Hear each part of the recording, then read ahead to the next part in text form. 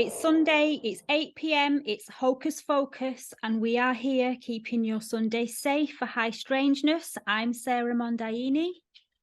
And I'm Thomas Sheridan, and this week we have a special guest riding shotgun with us. It's Neil Mcdonald from Neil Mcdonald Megalithic Tours.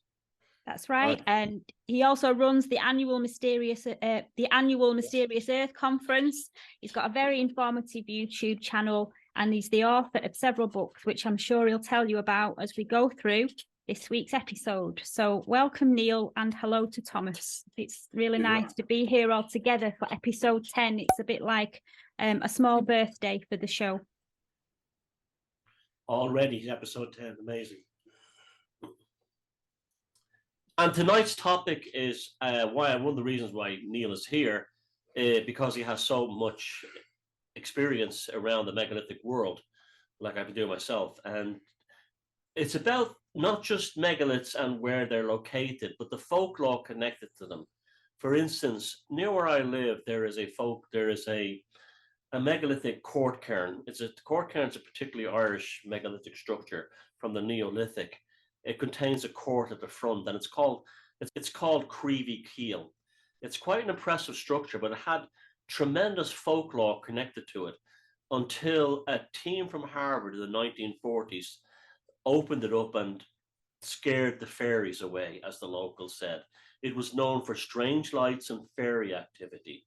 And you have many megaliths around the world that have, on top of the actual archaeological things associated with it, you also have the local folklore that's been the locals have put into it.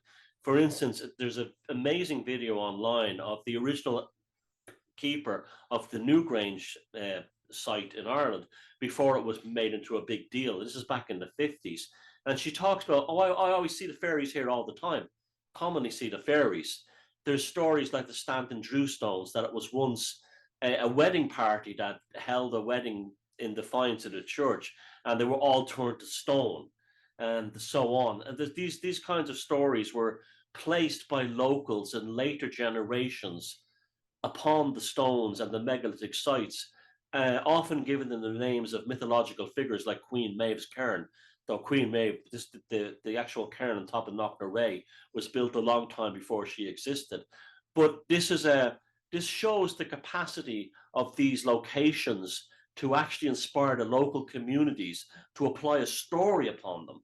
It shows that even before we have the New Age and the hippies and the sort of like the romanticism of the 1800s, that people really in local areas saw these sites as something magical on a kind of an instinctual level, and that instinctiveness led to all kinds of folklore being associated with them. I'm sure you know a few yourself, Neil. Yeah, absolutely. Yeah, I'm sure that these stories that are connected with them, going back generations and generations, I'm sure they had something to do with the actual reason they were there in the first place. I mean, and then of course they were added too late to the Christianity, the Christian influence, like along Megan and Daughters. There's so many stones. I was going to mention the one about the weddings as well, yeah. Stanton Drew, that was what it came to mind.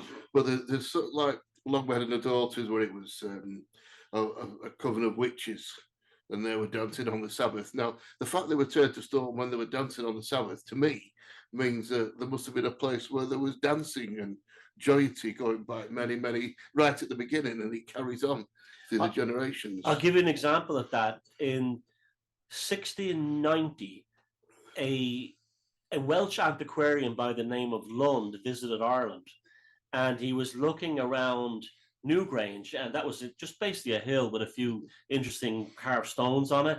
And he had made the assumption, it's really quite incredible when you think about this, he had made the assumption that it was a Roman or a Viking mound. And he met a local farmer. I think his name was Cormac O'Neill. Don't quote me on that, but I think his name was O'Neill.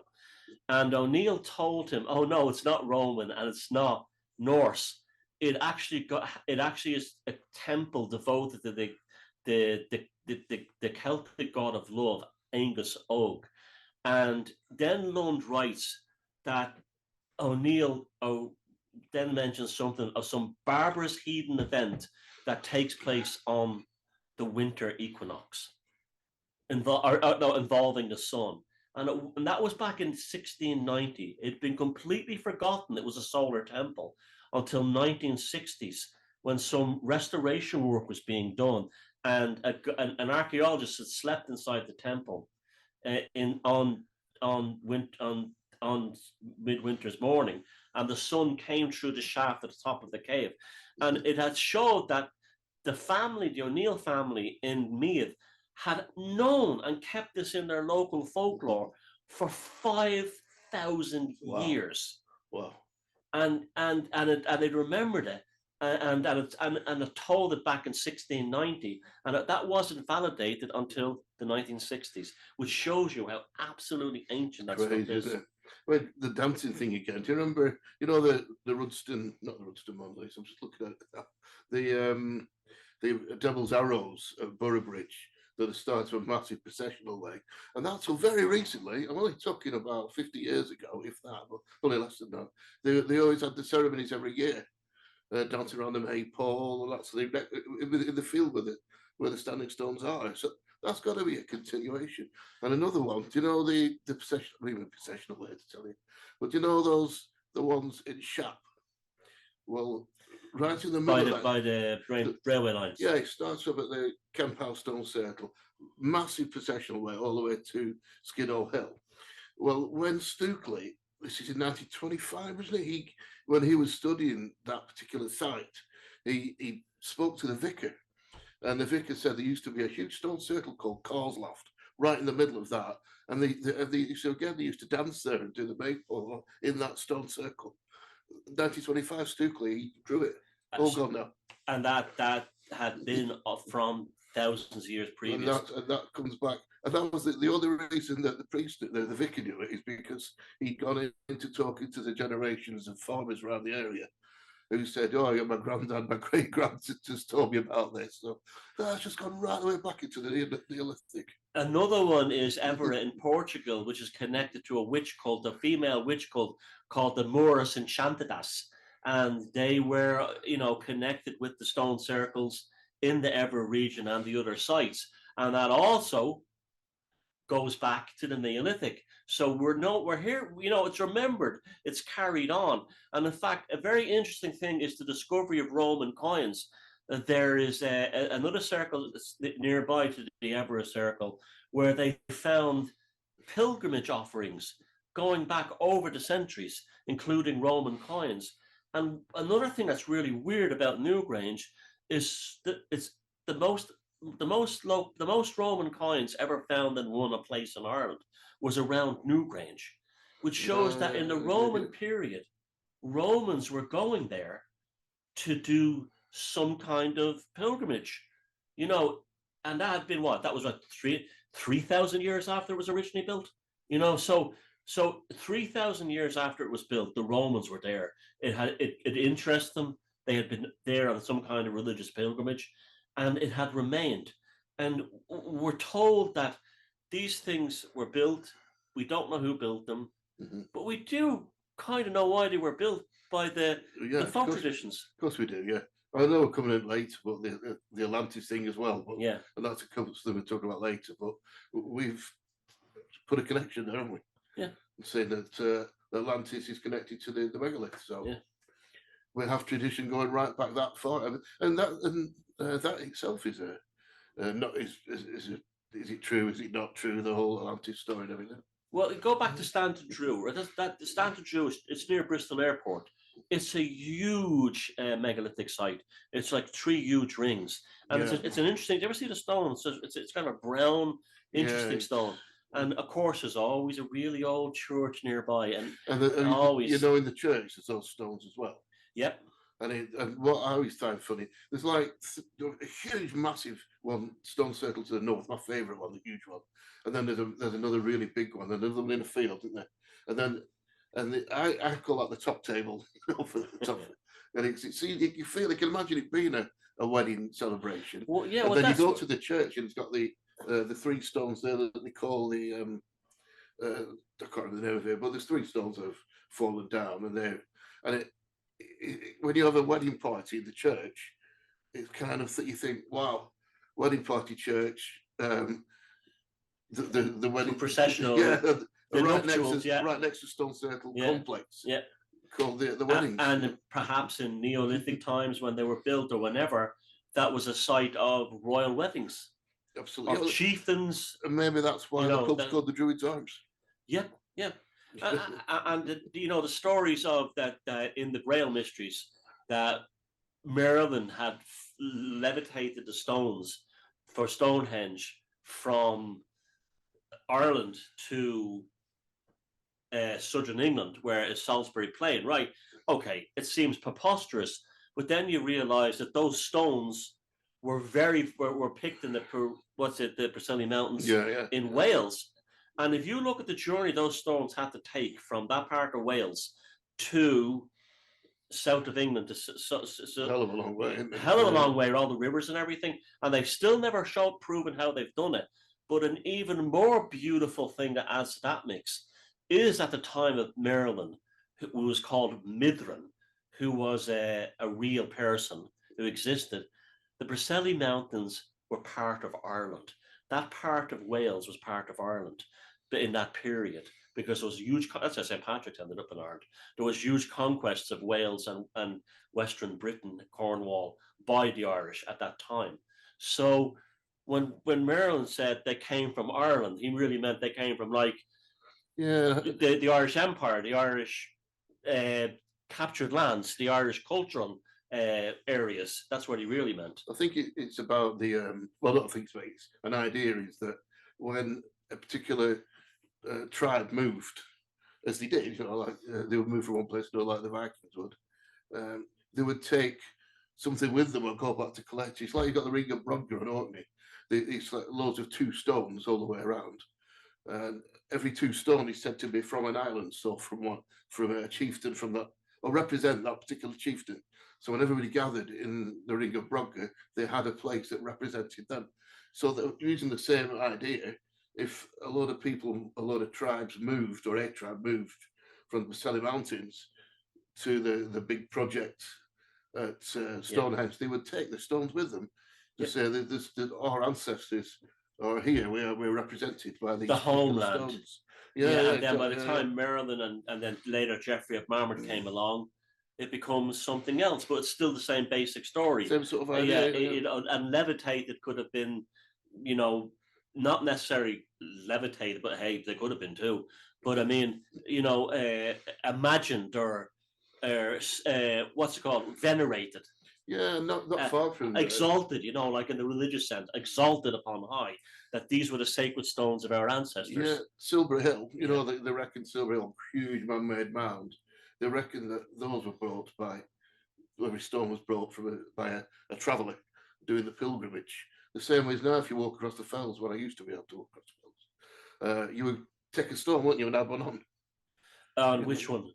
Whenever you're I used to do a lot of fell walking in the Lake District. Right, okay. And there's cairns that mark the way right across. Yeah. It's like Queen Maeve. People still add stones to that. Yeah, the idea is you always have to put one on to help the next people along, Yeah. It's kind of the same kind of tradition. The stone is a sort of and then it makes you think of the Stone of Scone and how that was supposed to originally came from Scotland via Ireland, from Tara. And beneath Jacob's head. Yeah, I mean, that's a long story. That's nonsense. But the actual concept that the stone probably was in Tara at one time, I think there's some truth to that. I don't believe that was brought by Jacob or anything like that. That's another big long story. I'll get to that one. But it just goes on and on. It just and it will. And unfortunately, we're never going to be able to look back. You see, these stone circles and megaliths we tend to paint stories on them, like in the modern period. Like ever since the hippies in the 60s, they've been obsessed with alignments, solar alignments, lunar alignments. That's just our folklore that of the present age that the hippies put upon that. But who was the guy who told me that said that the symbol, the triptychs at Stonehenge was the pi symbol? Oh, that was Jean-Michel told me that. Yeah, you told me that. I mean, it's a story put on there. That will always happen, but they'll always be. Generally, they're based on something. Yeah, I mean, there was a lot of mathematical. And there definitely are some alignments. But you can't build those things with the slots and the grooves in the top of the stones without being perfectly measured out. But John Michel said to me, he said that main trilithon, it looks like pie, and it measures exactly the same as pie. So I don't know. I never measured it. Yeah, I go back and forth and all that stuff because your man, what's his name? The guys who wrote the Standing with Stones film and book, those two lads, Rupert, yes, yeah, I agree with what he says. You can find alignments anywhere, anywhere. You know, so right, that's overdone. But I find that stuff the least interesting part of it. What I find, like for instance, in Malta, they're always connected with giants. The folklore is always like gigantea. They're always connected with giants. Now it's kind of funny because the Maltese people believed that the megaliths were built by a race of giants that were there before the Neolithic people arrived from Sicily into Malta. Now, have you seen Maltese people? They're generally quite short. Yeah, they are, yeah. So they would have crossed the sea and probably met fellas who were tall, like, say, Irish, Scottish, and Scandinavians. They would have been like giants to them, kind of thing. They would have been giant. They probably were Atlanteans. Two Maltese guys. Well, I've just got back from there. Stop it. But yeah, I mean, you see this like really good-looking Maltese guy young guy walking down the street. He's like that height, Look, I love Malta. That wasn't meant any. I was praising. I said you were really good. I just got back from Malta. They're wonderful people. Do you know the like all dressed up and nowhere to go from the trading route from Malta down the rim all the way to the Isle of Man, where we're going tomorrow? Strangely enough, they say that some of the small people of the Isle of Man are related to Maltese through that ancient route. A sea route. Yeah. They probably went through the Balearics and all that stuff. Yeah, they came all, out of the Med, round the coast, so they would have gone past just the south of Spain, where those huge sort of chambered tombs are, to Karnak, then across to Brittany, round Cornwall, Pembroke, Isle of Man, Holyhead, Ireland, straight all the way up to Orkney. But they've actually made a connection between the bloodlines of Orkney, of Isle of Man and Malta.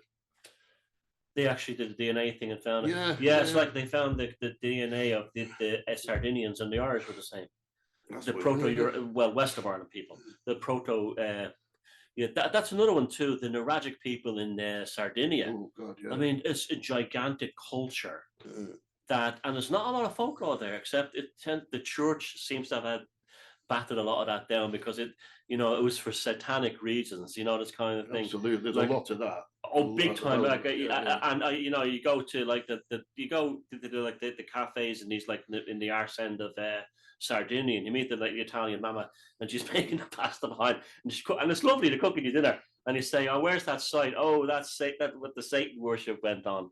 And that happened to me in Sri Lanka. I was in this place, and he goes, "Look," I says, "Was this always built by the Buddhists?" And the guy goes, "Oh no, it was much older than the Buddha.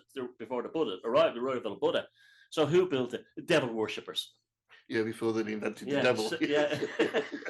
So a lot of that goes on. Yeah. I just wanted to say, I've got a stone circle just down the road from me, which I've just recently visited, and it's called the Hordron Seven Stones, and it's on Moscow Moor. They were a little underground well thing. If you walk, that's right. Yeah, I know it. Lovely little circle, isn't it? Right next to the flowing river there. That's right, yeah. And one of the stones there is actually called the Fairy Stone. And the largest stone there is called the Witch. And there's been lots of reported sightings of strange lights and fairies in that area. So I went to have a look. I won't give too much away because it's part of the location report later. But it's from Malta to the A57 in Glossop. It's not as warm and but it's inviting. It's very bleak, but it's a beautiful place, and the history of it is something. And I didn't even know it was up the road from. It's literally 20-30 minutes away in the car. It's one of those that people don't really know about, isn't it? Yeah. It's not well known, but it's certainly worth a visit to it. That's right. And we've got Sure, one it's- standing stone in the area here. And that's at Hargate Hill in Charlesworth. And not a lot of information on it from local historians, except to say it's from the Neolithic age.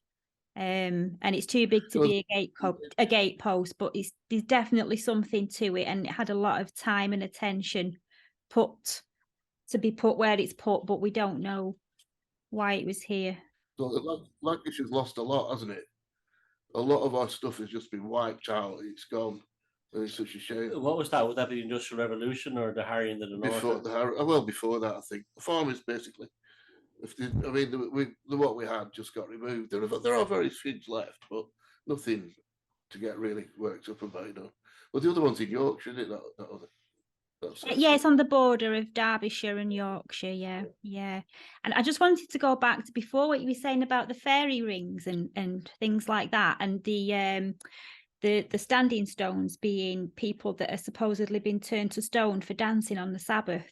Well, the church would probably have encouraged that kind of folklore, because it would have frightened people about what the stones were really for. And they represented a pagan past, and the church wouldn't have wanted any idolatry of that. So I think that suited the church. Yeah. So I was virgins that were dancing on the Sabbath, and they got turned to stone. So that's just a good way to frighten people to stay away from the stones and don't learn about them. And it's weird if you think about it, because they're saying that this magician turned them into stone, yet don't believe in magic. Yeah. You don't believe in that? How did he do it then? Yeah. In Ireland, the common one is that if you go around a stone circle or a fairy fort or a rat 3 times, the fairies will take you or the devil will take you. That's what the church did there. A circle of 3 around the ancient site. If you go around Long Meg and her daughters 3 times, you count the same amount, it turns back into a load of dancing witches, but it doesn't work. I tried it. I know there's certain fairy stones in Ireland, at circles in Ireland, isn't there, where you can't go into them on certain days of the year, or you'll be abducted and into the fairy world, and you might not come back. Yeah, you go to that was a big thing when my grandmother's time. The rats, RATH, and myself and Neil visited that gigantic one, the 3-circle one we visited in Roscommon, Rat. This colossal structure. This was one of the. This was like Atlantis, wasn't it? It looks like what they say Atlantis is. Yeah, it's like gigantic. We nearly got killed by bulls when you crashed the car. those 3 lights on the back. Yeah. I'm taking back to you. Can you change these lights again? Yeah. But that was one of them ones, Sarah. But we were standing on top of the rings. These huge, what you call them, walls, earthen walls, and Patrick. Oh yeah, right. Was right in alignment, 50 miles away. The mountain's like that pointed mountain, and that's where St. Patrick allegedly converted Ireland to Christianity. It was called Croagh Crom before that, the last pagan god of Ireland, the Crom Cruach. But is that the snake? No, he was. That's what the Christians said about him. He was a giant worm or something, which might be actually allegory for the Round Towers, another story. But Caduceus. Yeah, but didn't we see that day as clear as the weather was really amazing, good. Wasn't it? You couldn't have made it match if you'd done it on perfect alignment with the center of the circle. And that's about 50 miles away. Gotta be, yeah. The top of the peak of the mountain over the horizon, in line with the center of this gigantic triple circle, 4 circles, I think it was. It's called Patrick, where they do the Reek Sunday, where they walk up in their bare feet. That's it. Yeah, they still do that. It's Reek Sunday I think it's in June. They walk up as a pilgrimage in their bare feet to the top of the mountain, and it's not a small mountain. It's a serious climb, but they have nowadays they have medical crews all along the way to help people. But they walk up in their bare feet, and when you get to a certain height, it just has rocks that are like glass. Gee, yeah, make yourself suffer. Yeah, but so many people do it, and when I know people that do it, they're not even religious, and they come back and say you feel amazing. So a lot of people do the like Santiago de Compostela, those routes and that kind of thing. A bit more punishing. And on top of the mountain, they have a church called, wait for it, on Tambal, which means in Irish the temple. So there's a pagan thing too, you know. But what do you think about the from a psychometry aspect with the megaliths? Because some animals are attracted to them, aren't they? They like to eat around the bottom, graze around the bottom, or sleep around them. I'm a big believer. So I'm a big believer in all the I think it holds whatever has been going on for thousands and thousands of years. Yeah, I think the whole site within a stone circle is has an energy form. That was absolutely scientifically proven by the New Scientist magazine at Rolled Right in 1982. But also, do you remember about 10 years ago the ravens came back to Stonehenge? Like, there's all these weird things happen. Certain animals of different species are attracted at different times. And there was an American scientist called Joseph Callahan, who Philip Callahan, and he traveled around. He was an American engineer, and after World War II, he was in the U.S. Army. He traveled around Ireland and discovered that the megaliths and the round towers were all had agricultural properties called that improved the soil, and it was called diamagnetic energy. That's right. And based on the quartz. And the stones at Sharp, he said, the most paramagnetic anywhere, and that's the same stone that's in the King's Chamber of the Great Pyramid. So, big connection. So there's a really interesting looking megalith that I like. It's called Menantol, and it's from the Bronze Age in Cornwall. And I know that there's lots of stories connected to that, including fertility stories and stories about healing, and even stories about if a baby is suspected to be a changeling, then if they pass the baby through the round stone, then the good fairy can come and return the human baby back to the family and take the changeling back to the underworld, so to speak. Just wondering if you'd heard of that one. Yeah, there's a few different stories about that. The one I heard was rickets. That if you pass through one way, it stops you getting rickets. But we've tried going the other way and it doesn't give you rickets. So I'm not sure. But what it does do, it makes you look old, because on my website I had two pictures. One in, I think it was 2003 and another 2013. And I looked a lot older. My hair had turned colour as well. Had gone grey, and I put on about 5 stone. So it really has quite a deep effect on you. Definitely the megalith, yeah. Definitely the megalith. Not the pints of Guinness. Nothing that. And the kebabs, no. Huge breakfast every day. Or the meat. Let's not make that clear as big. Another Menantol, well, that makes sense. It's in Celtic England, so it's a Celtic country. It all changes. Down on it's a lovely site, though, isn't it? On the moors there. Didn't the band do a song about it? The Levelers, I think, had a song called Menantol as well. Check that up. I think it was the Levelers, but some band did a song about it that was quite good. There's in eye distance from it. There's that chamber tomb begins with L. I can't remember the name of it. And it used to be really, really huge. I reckon they could have ridden under it on a horse, a guy on a horse. But then it fell down and they had to rebuild it. What's the name of that one? Oh, the Lanyon Quoit. There we go. You see, because you got. Yes, yeah. Menantol and the Lanyon Quoit next to each other there. See. Quoit is the term that they use in Cornwall for a dolmen. Correct. Yeah. But I think all the folklore around that area, there must be a reason, why they say these things, don't they, about rickets and pregnancy and all that. There must be a reason that goes back, I would say. Because you hear a story to what it was. Was it like a tomb megalithic structure, or was it like a chamber, or the other one? The Menantol. They say it was a stone circle, but I don't know. That's what they say. Stone circle. All the other stones have moved. But if you look around the edge, you can see a place where the stones would have been. So that central one, it wasn't even. The center was there's like an L shape. So I'm just trying to get it straight in my mind. But it was a stone circle, and that wouldn't have been the circle one. You think of the center, it wasn't. So there was like a strange sort of extra stone in there. But that's what the early writers say, but it's difficult to get to see it when you're there, isn't it? You can see a ridge, but you're not sure. Yeah, it's difficult to work out what they were because they've eroded, haven't they, over thousands of years? The pieces might have broken off or just been worn away. So they could be a totally different shape now to what they were when they were in use. We just see three in a row. It looks like Yeah. an alignment, but it isn't. It's part of a bigger structure. Yeah. And it's thought it would have been structures all over because it's all bracken, isn't it?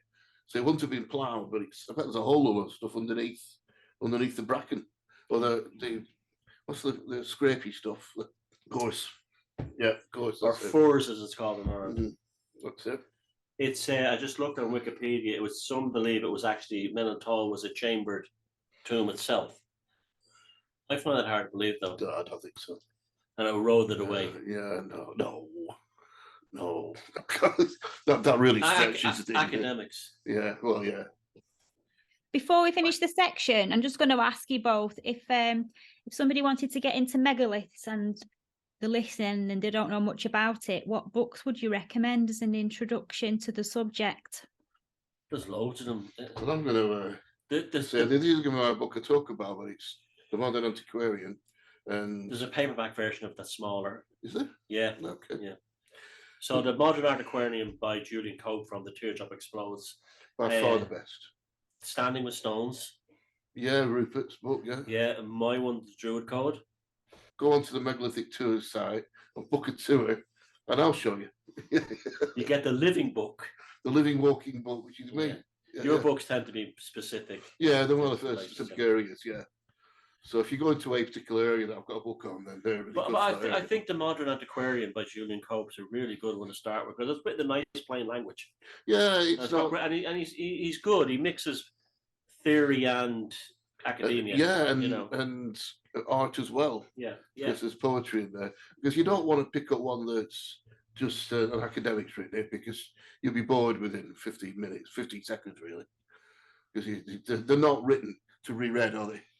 By a normal person. They're written to pass on information. Yeah. So one that's not written by an academic, I would say.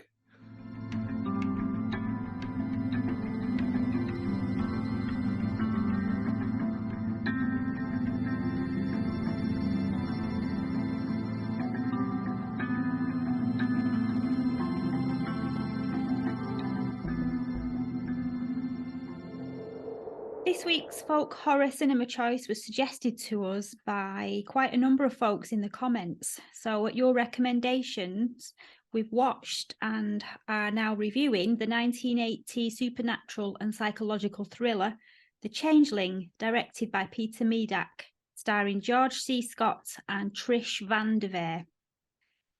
It starts with a music composer called John Russell, who lives in New York with his wife and child. And after a horrific accident, John moves to Seattle to start a new life, and he rents an old mansion, which is owned by the local historical society. And after a short period, he starts to experience unexplained phenomena. And he discovers that the house that he's in holds a secret, and the presence in the house wants John to help bring about the truth so that this presence can find some peace. So with the help of a member of the Historical Society, who also becomes a friend to John, they investigate the history of the house. They hold a séance, and information is revealed that leads John to a gruesome discovery, which unknowingly involves a prominent US senator who is also a patron to the Historical Society. And it's a haunted house film, but this one focuses more on the presence in the house rather than the house itself being evil. It's a kind of supernatural vengeance film where this presence is trapped in limbo and it can't rest until the exposure of a terrible crime and the subsequent events that occurred to cover up what had happened. There's no gore in it whatsoever, and it's really tastefully done in that it's very atmospheric. It's almost gothic.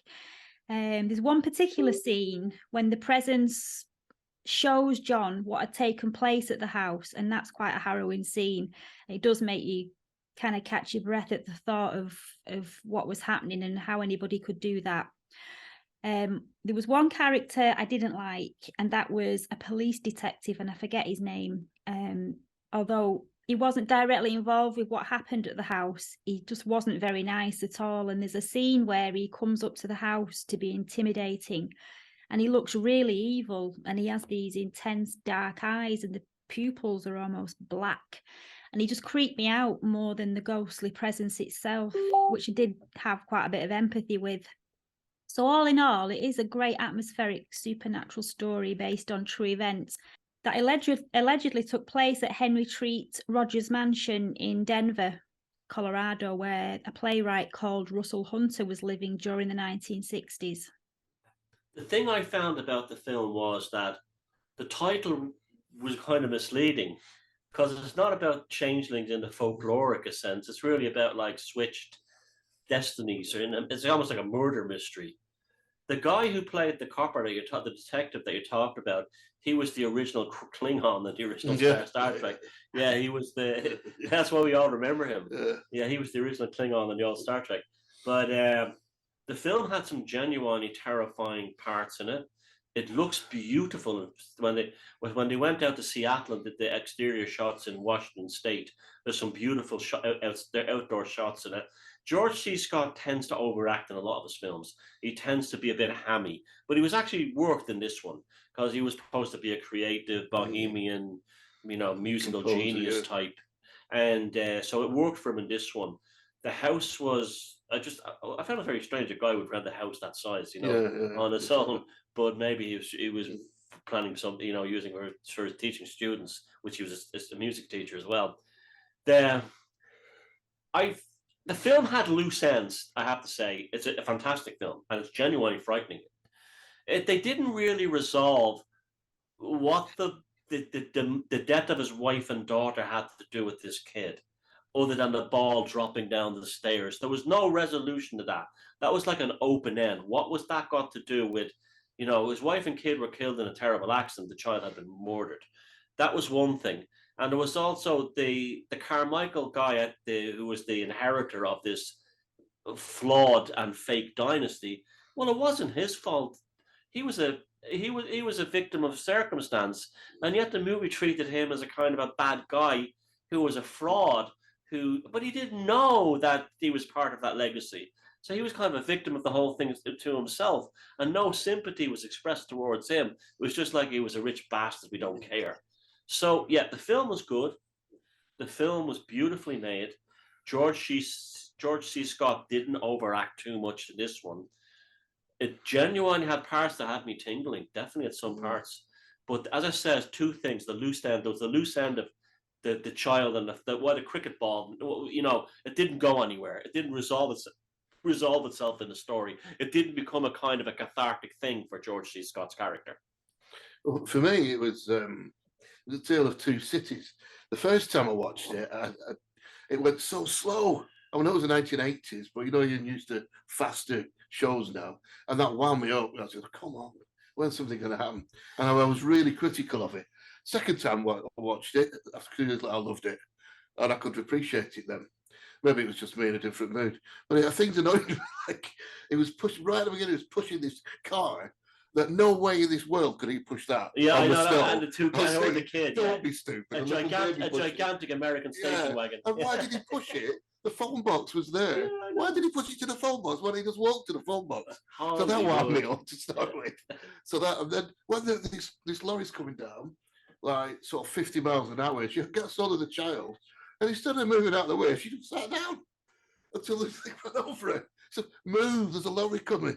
So that wound me up, right? So sorry, but like did semantics. Yeah, because you thought, for God's sake, And what else? But it was silly. It was daft, wasn't it? The actual, and they could have made that movie without the wife and kid even being involved. They didn't need to be there, no. Yeah, there was no reason because there was scenes where you showed him sweeping later on, and you're going, "Oh, the poor man," and you really feel for him.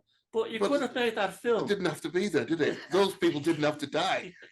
Or even be involved. He could have been a single guy or a divorced guy. And like you said, you mentioned it as well. When he went to the Historical Society and read that house, you've just lost your wife and kid. You want a flat. You don't want a mansion with 82 bedrooms. Yeah. well, what's he going to do? You know what I mean? You want to be on your own in a little flat. It was all right where he was. So that annoyed me as well. But second time round, I just appreciate that the cinematography is perfect. Yeah, it's beautiful. It was beautiful, wasn't it? Everything was. Especially when they got to the West Coast and stuff. They'd taken time over every single scene and to make it perfect. Yeah. And I did appreciate the first time round, but I fell asleep as well, so that didn't help. But was it scary? Not particularly. I mean, I've seen other, noises in houses films that have been more scary. The ball coming down, there wasn't any reason for that. And why did they have the chair at the end? So that chair must have been the boy who got drowned. It survived. Yeah, that must have been that. He must have been in that chair. But symbolic of a soul moving on or something. Yeah, but Sarah, they mentioned that policeman. Well, he got killed straight away after that, didn't he, in the car crash? Yeah. So well, that was weird as well, wasn't it? Well, a part that really worked great was when they found the well in the woman's house and they cut up the floorboards. Yeah, but how did they know, right? How did they know? The well was exactly. Well, they made a square. No, but the guy had the engineer's drawings over this. Remember, he went to the. He had the engineer's drawing, so they probably would have had it known. But still, that scene really worked. That was wonderful. They found the bones down there. And the way that was done, the guy going through the floorboards of the chainsaw, that was really good. But overall, the second time I loved it. I thought, wow, this is so well done. And then you appreciate the time it takes, because I think it was about 40 minutes until any action really, happened. It was quite a long way in. That's probably why they had the crash at the beginning, because to give you something to build up from. Yeah, to build up from. But also the fact that it didn't. I wonder if the actress was like the wife of the director or something, or the girlfriend. It was like to give her a job or something. Could be. It was because very odd. The lady was married to Joyce C. Scott, wasn't she? Yeah, originally, yeah. That was the other daughter. Yeah, I think she was in the film. They were married together. They're married, aren't they? In real life? Yeah. I didn't know that. Yeah. So, is that right, Sarah? Yeah, they're married. She's married to him. Yeah. She was married to him at the time. What's her name again? Van DeVere. Yeah, that was his wife in real life. She's English. Yeah, that's his real. Yeah. The whole thing about. I didn't figure it out the first time, but yeah, we didn't know what age that the guy who's in charge of who inherited all the money. We don't know what age he was when he found out. We don't know whether he was part of it. Yeah, it's full of all those loose ends. Yeah, the way to look at the Changeling is entertainment-wise fantastic, but if you start getting anyway pedantic about it, you realize it's an implausible script. But regardless, it gives you what you want. And it was a nice twist, wasn't it? Yeah. And the name is even kind of fraudulent, because it's not a film about a changeling. I thought it was going to be about changelings. Yeah, like Celtic stories or something. Yeah, fairies. But no, yeah, it's still good though. It's enjoyable 70s entertainment. Put it this way: if it wasn't George C. Scott and whatever the lady was, it wouldn't have been a good film, because the story's not good enough unless you have a really good actor and actress playing it. Yeah. He didn't convey the darkness enough, I don't think. Someone like Clint Eastwood would have been great for that. Or Paul, what's he called? Jack Nicholson. That would have been weird. Well, then it would have been The Shining. Yeah. And then when the prank came to the top of the stairs, it would have been like. But yeah, I've really enjoyed it second time round. Yeah, it's worth a watch. Yeah. Definitely worth seeing, yeah. And persevere with it, because it gets better. I get why people love it though. Yeah, I do. And he was fantastically acted, and the cinema score was absolutely brilliant. So but it was unfair to the guy Carmichael, and it had loose ends. But I guess if you just want a good horror story, you won't even think about that. So I was watching, and like you say, when he came to he confronted him in the office, telling him what had happened. I was trying to think, how old was this young lad when they suddenly got promoted up to the guy who's going to inherit the money? When did he know? I was thinking to myself, did this guy know or not? You weren't told. Yeah. So that would have been Another loose end. Yeah. Mhm. A film of many loose ends, but very atmospheric and very gothic and worth the watch. Yeah. Yeah. I mean, yeah, it's definitely, if you like a horror film, you won't be disappointed. No.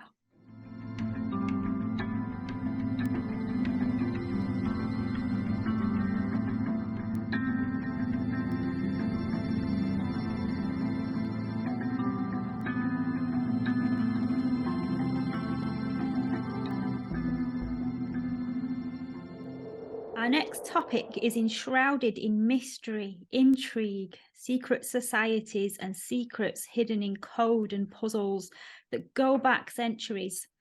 I'm referring to the mysteries of Rennes-le-Château. And we pick the story up in an isolated village in southwest France in the 1800s, a place where excavation has been forbidden. And there is nothing but a church, a castle, and some homes and around 60 or so inhabitants. The church was dilapidated and it was run by a priest called Rennes-le-Chateau, and he'd been asking the mayor for money for repairs. And after some further storm damage, a parchment was found in Latin which contained ciphers, and Saunier went to Paris to get them looked at. And mysteriously, while he was there, he came into a lot of money and bought a painting called The Shepherds of Arcadia by Poussin. When he arrived back in Rennes-le-Château, he started spending money, and he repaired the church and had lots of renovations done in the local area and fixed the local road. And I think he fixed a local water pump as well, so the village had running water. And he lived as a wealthy man for the rest of his days. So what secret had he discovered? Why did he have inscriptions removed from certain graves? Are the clues to the treasure that he's said to have found hidden within the walls of the church itself? It is a fascinating story with so many questions, and it is a specialised subject of Neil's. So, Neil, tell us more about this mystery.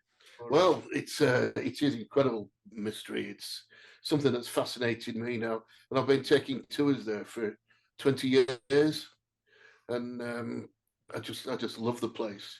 I mean, I think 99% of the people that visit just take it on surface level. There was a priest, Francois Berenger-Saunier, actually, and he was very poor, lived on a church stipend, and found those parchments, went to Saint-Sulpice in Paris, got them translated, and then on the way back, like I say, went to the Louvre, got the painting, came back and was rich, and nobody knows why he was rich. Now, most people leave it there, but you can carry this on, and you can carry it on, and you can carry it on in so many different directions. Where did he get his money from? What happened to him? Well, the very fact that he bought the painting on the way back from Saint-Sulpice is from the Louvre. That's very significant. And what he found under the church, because as soon as he got back from his visit to Paris, well, just another thing to add on, when he was in Paris, he met Emma Calvé, the famous opera singer, who she was mega famous in the day. You know, she was, not say Madonna, but we're well past Madonna now, but you know what I mean. Whoever's Adele, she was way up there. Everybody knew about her, and I think he actually had, you know, a proper relationship with her. It wasn't just, you know, a friend, because she used to come down to Rennes-le-Château, visit him a lot. And also while he was there, which is highly important to me, I think, and how I read the story, is that at the time there was many secret societies in Paris at the time. In the late 1880s, around them, it was a highlight of a renaissance of secret societies, all different types. And he will have been amongst all those people, because I'm sure that the esoteric cult Catholic Church followers in Saint-Sulpice, which he would have been introduced to so many of these people when he was there. And when he got back to Rennes-le-Château, he was a different man. He didn't come from a poor family, like everybody says. He comes from quite a well-to-do family.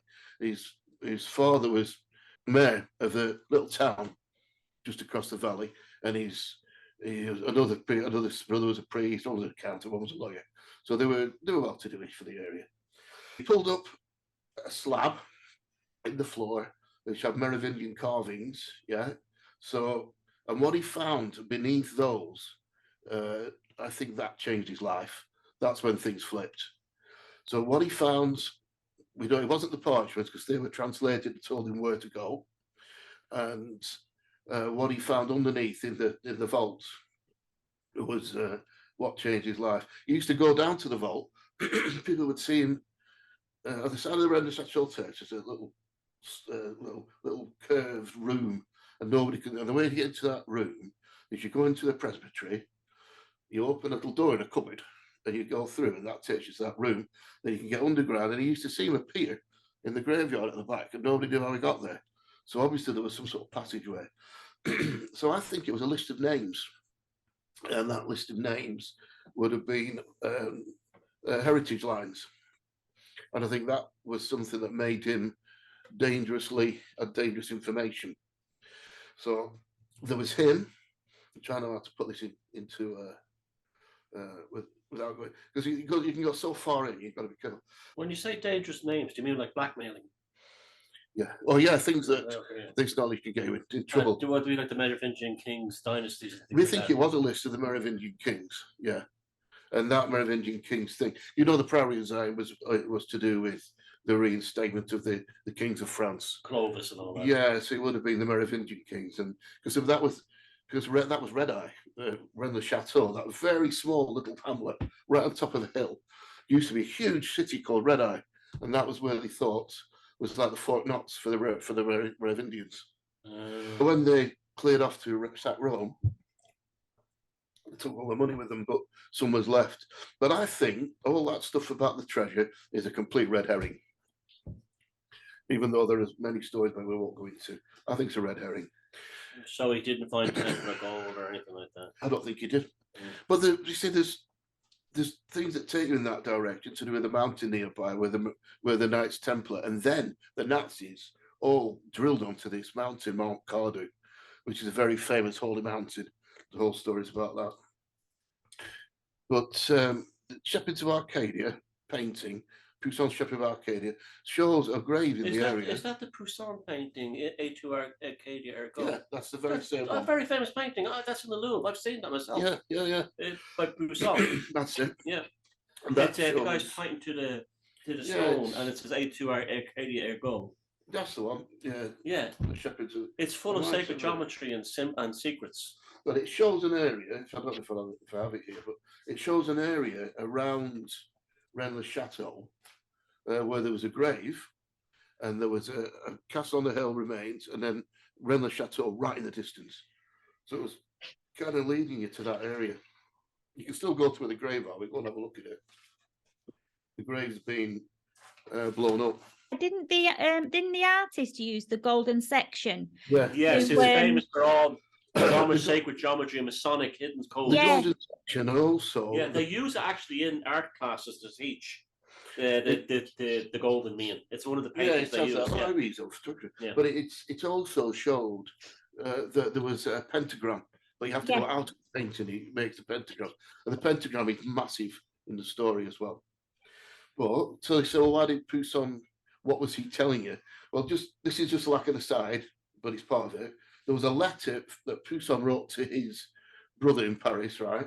And I'll read it, if you can see it. Mr. Poussin and I discussed certain things which I shall with ease be able to explain to you in detail. Things that were given to you through Monsieur Poussin, advantages which even kings would have great pains to draw from him, and which, according to him, it is possible that nobody else will ever rediscover in the centuries to come. And what is more, the matter involves little expenditure and could even be turned to profit. And these things are so difficult to discover that nothing now on this earth can ever prove better value nor its equal. It's actually from Nicolas Fouquet, was a king's chancellor.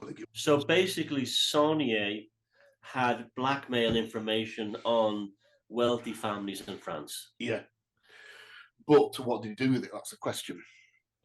So He had suddenly had loads and loads of money. But when first of all, they said it came from, they said it was from selling masses, because people wrote to him, and he would say mass for them, and he sent him. But somebody worked out the figures, and it would never even look at the amount of money he had. This guy was a multi-millionaire. He would have people coming from all over Europe to visit him, and he put on feasts with different layers, types of 10 different meats and a whole range of everything, things that nobody banquets. could. Massive banquets. Wasn't he in with the Habsburgs? There was the Archduke of Habsburg used to visit, believe it or not, and he was called the Foreigner, and people knew who he was. This is the guy in charge of the Habsburg Empire. So this guy had real money, not a little few quid. Serious money. Oh God, yeah, it was one of the richest man possible. When he died, what happened? He died. Two guys came to visit him in dark clothes, so mystical type of chaps, men in black, on January the 17th. Now, January 17th is where Mary Bampsford died, and that's in the first start of the story. What year? Doesn't matter, because it's just January the 17th. There's a repeating date. Okay. Sonia lived his life, been incredibly rich, doing all sorts of things like disappearing off when people didn't know where he went, catching. He built a road down to the church from the top of the hill for his parishioners and himself, and of course they all loved him because of that. There's all sorts of things that happened. He got sacked by the bishop, and the bishops changed because the new bishop wasn't taking the backhanders. But they took on a new priest, and the new priest strangely couldn't find anybody to put him up in the village, so we had to walk up and down the long stretch from the town every day. So Sonia started his own church on the side of the Villa Britannia, and he built a whole villa there, not for himself, but for his guests. I mean, this guy had so much money. And I think that's all covered in the Holy Blood, Holy Grail, which is... we reviewed that as one of my favorite books not too long ago. Yeah, that's where I found out about him. Well, moving on from that one. When Henry, so there was that thing about January the 17th.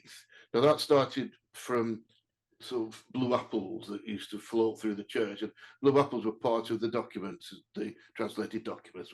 We'll leave that aside.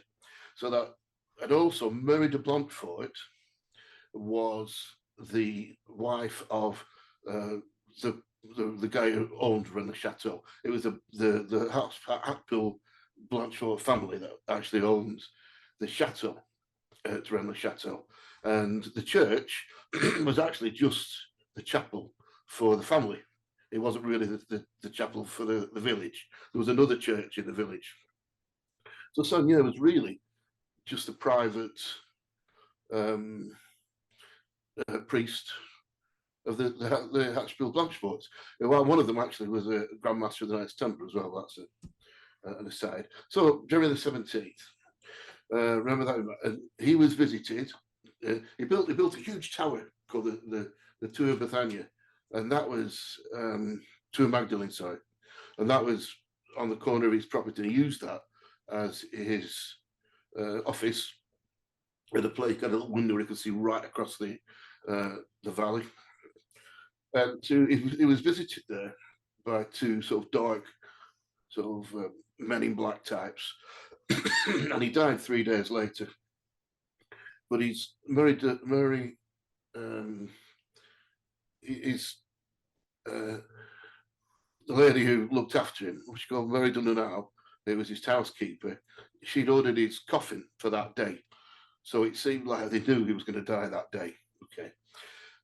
Now, there was 3 priests involved in this whole story, not just Sonia. Sonia was right on top of the hill, saying, "Look at me, I'm in the head of this. I know all this story. I'm the visible face of it." Then in Rennes-le-Ban, which is a valley nearby, there was another priest called Henry Boudet. Now, Boudet seemed to be as involved in it, but he was very secretive, and he was down in the valley, and nobody ever really connected the two. But now it seems like he It really was. We go on the tour. We go to Boudet's garden, and there was a place at the back that Pierre Planter for the Prairie of Zion purchased and put a little cross there.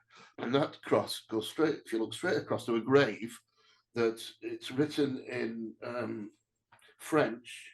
Anyway, it says January 17th, but it's in the middle of other words, so the 17th of January stands out. So people have opened this grave, and there's nobody in it. But there's a cross on top of the grave, and if you stand where Pierre Planter bought that flat, and you look straight through the grave, there's a cross, a pointer on the top, goes straight through a cylinder on the roof of the church, right up to a megalith on the top of the hill, and that drops straight down into Rennes-le-Château. So it's as if to say, this is the secret, it's over there. And then you can see that, you can still see that direction. Like a treasure map. Yeah, it's saying it's all here, but look over there. He was visited as well by to cut story, long story short, same people and died. And there was another guy, another priest of nearby Custoza, where there's an old ancient castle remains. Jellis would lock himself into his presbytery, and it's hot down there in summer. He would close all the shutters and nail them shut. And he's sitting there, so he was frightened of something happening, somebody coming. And eventually he was visited, and he was beaten to death, actually just beaten to death, blood everywhere in his presbytery. And they left money in there that could have kept any local person going for the rest of their life, just stuff full of money everywhere. So, and we go to visit his grave, and it says Anthony Jellis assassinate. So assassinated on the gravestone. So what I'm saying is there's a mystery behind this that goes a lot deeper and a lot more sinister that we don't really. It's nothing to do with the story that you generally hear.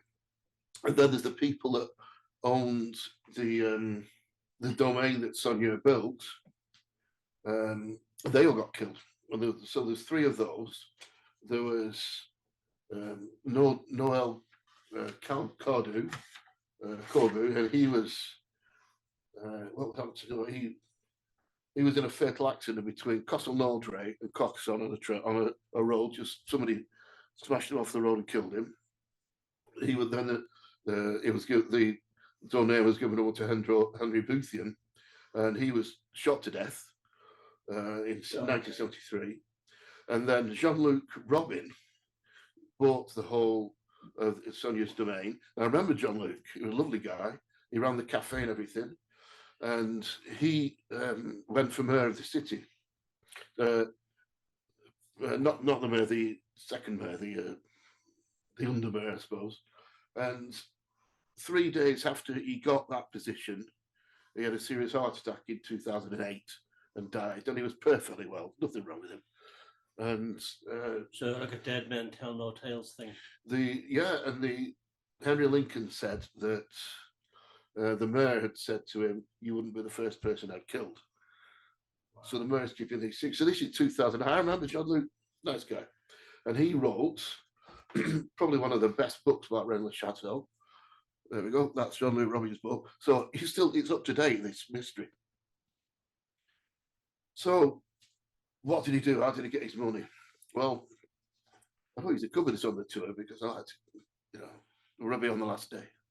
But he used to go and visit the Hartpool Blancheforts, and Jean-Luc Robin found a whole load in Sonia's belongings, little envelopes from the Habsburg Bank, where he had been, and he brought back tons and tons of money that had been given to him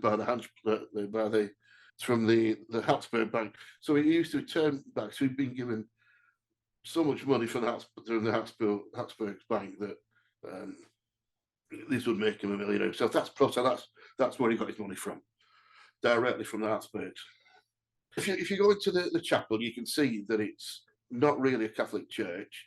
It's a Rosicrucian temple beneath it. It's got the black and white floor. It's got it's got everything there, and all the stories in it are saying that there's a lot more to this story. I won't go into it all now, but there's lots of different things to read in the chapel.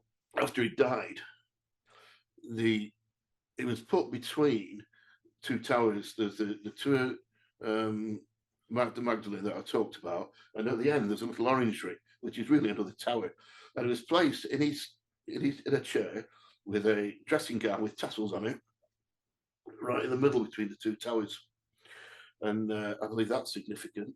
And hundreds of people appeared in the village and walked up, took a tassel off his gown, and then disappeared again. So who are these people? Nobody knows. But if he was the Grand Master of this secret society, that would explain it. Moving on to another aspect of it, which is kind of the same. Patrice Chaplin, who married the son of Charlie Chaplin, wrote The City of Secrets quite a few years ago. And she talks about how there's a tower exactly the same as the tower in Rennes-le-Château in Girona, in Spain. Now that's been pulled down now, but I do have a picture of him at that tower. And then so he used to visit there first, and he got the measurements from that tower to build the one at Rennes-le-Château.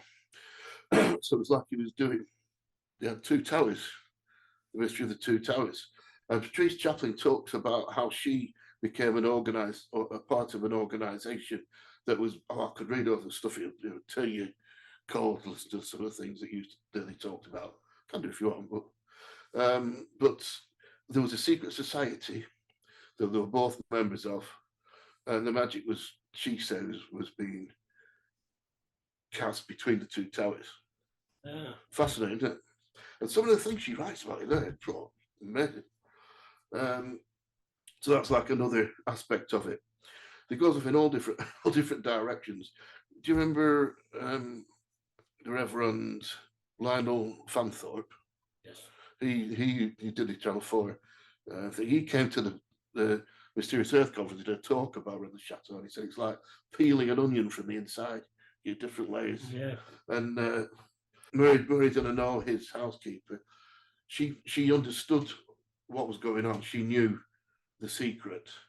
And when she was taken under Noel Cowboy, when he died, when Sonia died, she said, "I'll tell you the secrets, but on my deathbed." But she got struck dumb, and died without telling the secret. But what they had to do as well, they had to burn all the money, piles and piles of money when they changed the currency, because she couldn't explain where she got this money from. And that is the basis of the story. I could go on forever, but I better not. But that's the basis of it. Is it intriguing? It's mind-blowing. Is it? Yeah. Thanks for sharing that. I really enjoyed listening to that. I know I've cut a lot out. I was just trying to get down to the basics of it. But So the two towers thing, this suggests magic to me. Oh God, yeah. That's why I really think he was the Grand Master of the Secret Society. He was carrying out, because when he died, they got a priest to come and take his last confession, as they do. And he said the priest came out red-faced and didn't speak for 2 weeks.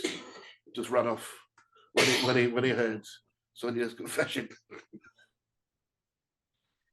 you got any idea what it might be?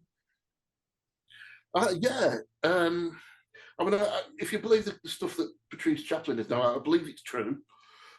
Trouble is, she wrote 4 books, and I think by the end of it, she was getting to the point where, how can I make some, how can I sell another 100,000 books or something? So the story went too far. But it was all about Grail, and they found a way of materializing stuff. It really is quite deep, like alchemy and things like that. Yeah. So that got the hardcore magic. Very, very, very, very hardcore magic. That thing that letter was talking about, that thing that even kings would give a ransom to, and nobody else in this world will ever find its equal. I think it's that secret. That's the secret, I think. The other stuff is there to hide the secret. Give you an answer that most people will say, "Oh yeah, that's it. Leave it then."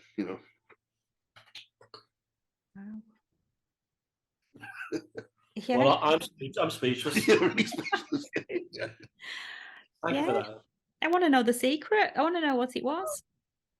The thing is, if you learn it, I think you die. Well, yeah. If those two guys will come and find you. Must still No, be very heavily guarded. well, it was only 2008. I mean, Jean-Luc Robin said he was going to open the whole village up of Rennes-le-Château to the mystery, and he was going to make it into a tourist place. Which, and he ran the little cafe there that we still go now to have our dinner, which they made me to do fantastic molten camembert in the log fire. There, that's beautiful. I always have that when I go with chips. But he ran that cafe, and he was taking it very seriously. He was trying to get all in for it. He said he wasn't going to make this open, and 3 days later he was dead after he got made vice mayor. So The owner of the cafe. yeah, Jean-Luc Robin. What happened to him? Jean-Luc Robin. There he goes. That book. Yeah, fantastic book. He had a heart attack and he was in perfect health. Yeah, he was perfectly all right. And he was going to go for, because it's the mayor of the town that's keeping everything under wraps, trying to shut everything down all the time. So he said, I'm going to, even the mayor of the town filled in the area where the light shone through and showed the blue apples. You know, he does everything to kill it all off. So he said, I'm going to be, when I get the position of a vice mayor under you, I'm going to bring everything out into the open. And, apparently, Henry Lincoln said that the mayor said to him that you wouldn't be the first person I'd killed. 3 days after getting the position, got voted, and he died of a heart attack. And the guy was perfectly well. He was a perfectly fit, healthy guy. Sudden heart attack, 2008. And you knew him? Yeah. Was that so? I remember you telling the story earlier. I didn't realise it was the cafe owner. Yeah, because he owned the whole Sonia's estate, including the cafe, and he traded in the cafe. And also, there was all the stuff about the Venus thing, which is quite incredible as well. Have you seen the picture of the devil? I was just going to ask you about that. That Yes, famous the photo. devil in the church. Yeah. Yeah. There's, Was he called Rex? Rex de Mondo? The King of Hell or something. Yeah, nobody knows who he was, but they say it was Rex. Him, yeah, coming in. But Rex he was the guy. Mondo or something. Rex Monday is the King of the world. Yeah. But they say he was the demon that helped Solomon build under the power of a magic ring to build the Solomon's temple. And Solomon's temple is very much associated with the Knights Templars, obviously. And Freemasons. Because that's where it came from, the Freemason. So that's another thing leads you in. But if you look at this, I'll get you a picture of it, and you'll see that you've got Max Munder, which is Earth, is it? Because he's in charge of the planet, so that's Earth. Above him, you've got the water stoop, so that's water. Above that, you've got the salamanders, which is fire. So you've got all the elements. And then above that, there's the Rosicrucian cross, which is spirit. So you've got the 5 elements of the pentagram, with spirit is always on top, and the 4 elements underneath. And that is related to Venus, which is when it's and also Lucifer, yeah. And Lucifer, but it's and Mary Magdalene is associated with Venus, so that is actually showing the pentagram, and also the name of the person who the church is who's supposed to be the mother of Jesus. So all that other stories in it with Jesus being married to Mary Magdalene and all that sort of thing. And it shows down, there's a bas relief on the roof of the church. And if you walk through the church, you get to the altar. And on the altar, Sonia herself painted a picture of Mary in a cave. Now, if you use that road as being the A504 that is down the centre of the church from Rennes-le-Château out into the countryside, there's a cave that looks exactly like that. A huge cave, but only a very small entrance. on the side of that road. So and that is said to be a place. It's still in a place now where the Magdalene cults meet. He had something put on the door outside, didn't he? That said, I don't know the Latin. If it was in Latin. This place is terrible. And because that was built, that was written over the top of Solomon's Temple. So it's like saying you're walking into Solomon's Temple, you're walking into Rosicrucian Temple, basically. In esoteric circles, Lucifer is the king of the planet, Rex Mundi. Yeah. So it's Lucifer, yeah. So that's Earth. Yeah, he's the king of he's the god of this world. Yeah, exactly. So like theosophy and stuff like that. And that also brings you into the Cathars, which is this is in the middle of the Cathar country, and they believe that this world was built by Rex Mundi, the god of the world, and the god of the Old Testament, and though the god of the New Testament was the real God, the good God. So it's going to remove you from this world. But the Cathars are a totally different subject. It just never ends. Never ends, but that area is amazing. And I'll tell you another thing, right? One last thing that I didn't realise at the time. I mean, I loved it around there so much, but my sort of teaching was from the mystery school was based on the Kabbalah. And then I found out that the Kabbalah was written in the Cathar country, probably in two places. And one of them is the hotel which used to be the Old Bishop's Palace, where I stay. No, I didn't even know that. I think it was not written. You're right, but it was formulated by a famous rabbi. What was his name? I know the name, but I can't remember it. Yeah, the Kabbalah was loose before that, but he was this great Jewish rabbi who was involved in they turned it into a teaching method. Yeah. That's he what's the word? He almost encyclopedized. Oh yeah. Yeah, it's amazing. Yeah, and it to become an actual to become a teaching thing that you can join and learn, and otherwise it's all just all over the place. Yeah, fascinating. Right, go. And I didn't even realize it. I must have just felt it. If anybody wants to follow the story and find out more information and more detail on it, there's a playlist on YouTube which I put in the comments called the BBC Chronicles by what's your friend called again? Henry Lincoln. Yeah. Henry Lincoln, yeah, and it's from the 1970s, and it goes into everything really clearly and concisely, but into real depth. And it follows the journey of this Henry Lincoln trying to solve the mystery of what this thing is. Strangely enough, we were talking about Standing with Stones, Rupert Saskin, but Rupert's Henry's son. Oh, right. It's all connected. Right. I'll put the link in, either put it in the description or I'll put it in the comments, and it's really worth going to have a look because it's a rabbit hole. It is. It's a rabbit hole worth going down, though. It's not a dead end. It's interesting. You learn something. An awful lot too. Yeah, because you can take it as far as you want, and I mean, there's so much more I haven't even mentioned. But we go every year, and we're going in June. There's 3 places left. If everybody wants to come in June, just go on to megalithictours.com and come and join our little party.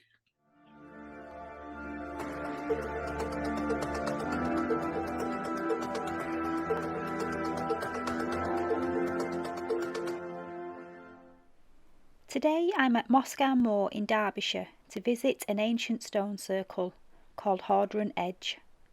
You can get to Hordern Edge Stone Circle from the A57 Snake Pass in Glossop. From the parking lay-by there is a 20-minute walk through the bleak but beautiful Moscow Moor. After climbing the hill you take a sharp left and eventually you come to the stone circle. On arrival I felt in the presence of nature spirits surrounding the circle. So, to be respectful of my intrusion, I left some coins for the fairies before entering.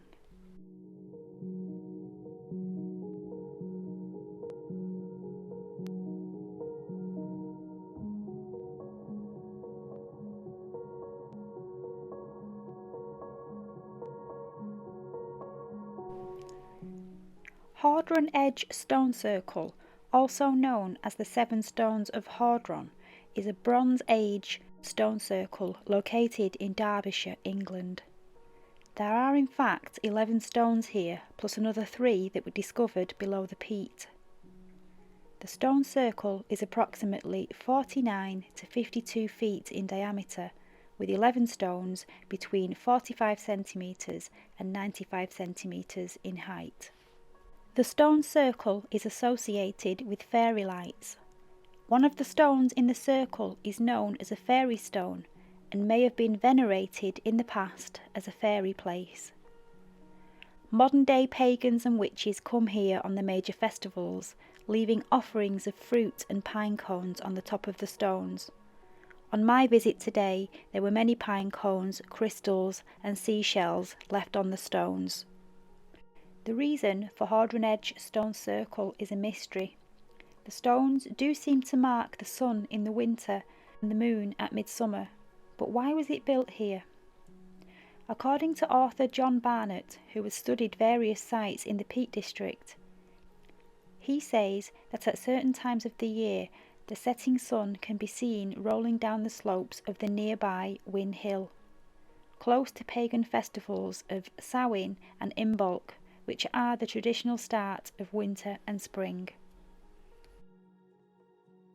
This stone is known as the Fairy Stone, and there have been reports of strange lights and other phenomena reported around it.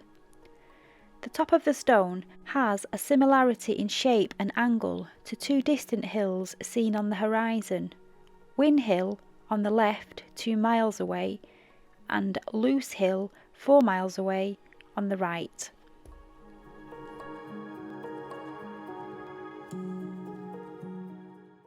Win Hill, mirrored by the Fairy Stone, also has a stone circle where the hill mirrored there is Higger Tor, where the midsummer sun is seen to rise. Was this mirroring to draw the power of a sacred hill into the circle?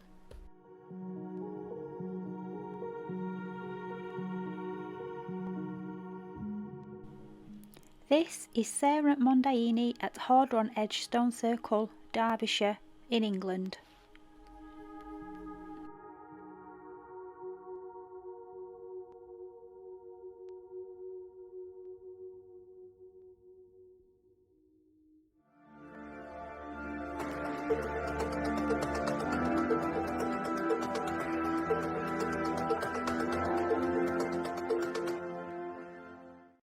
And after that remarkable segment by Neil here on Rennes-le-Chateau, I think we could do it a cleansing, not for a negative reason, but it's something to change the direction.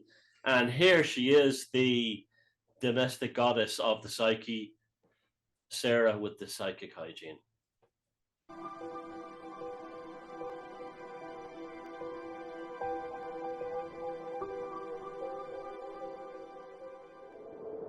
So the world is a roller coaster right now. And not only have we gone through all the lies and the illusions of the last 3 years, but we're now having to sit back and watch it all fall apart. And it can be triggering as it pulls us back to those times when things were really bleak.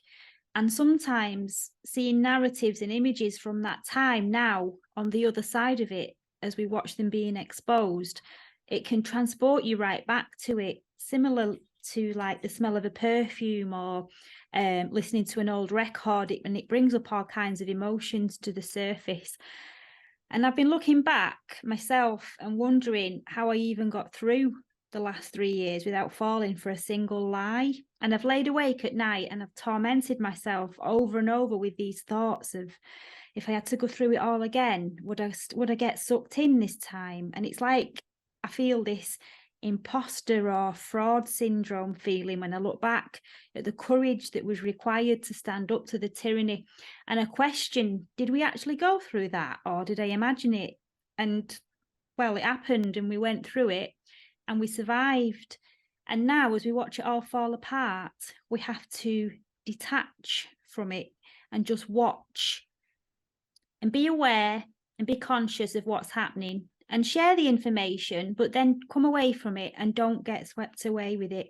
And certainly certainly try to avoid arguments with people, especially people on the internet, talking about what's currently going on and what's happening and why it's happening and why it isn't happening. Just remember, a spiritual force took over this planet, and those that survived were those that stayed balanced and didn't feed it. Those that got on with life and didn't comply seemed to be left alone by whatever it was. It was feeding on the weak and the airy-fairy. So stay detached and use that same courage and attitude to keep detached, and once again, just get on with life by enjoying it. It's not the time to react to what you see. Acknowledge it, yes, but don't fly off the handle, and certainly do not make any permanent decisions under temporary circumstances. And to quote Thomas, just wait. The road ahead is really going to be full of people pushing and pulling, people trying to drag each other down into this ideology or that ideology, and they're desperately clinging on to this dissolving reality. So my psychic hygiene tip for this week is detach, observe, and just get on with business as usual.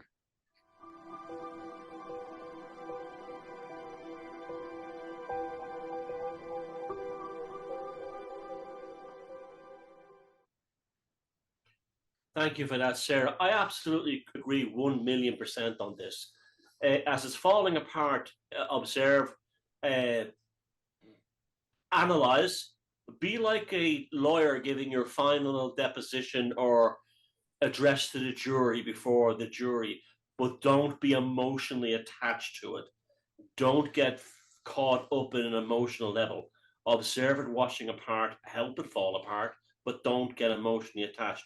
We were just talking about the growth of all these born-again Christian types right before we came on. There seems to be a huge sort of God-bothering thing going on right now. A lot of people in terms of seeing have jumped right, and that's their own business, by the way. It's like a ricochet. Yeah, but yeah, exactly. It's exactly like that.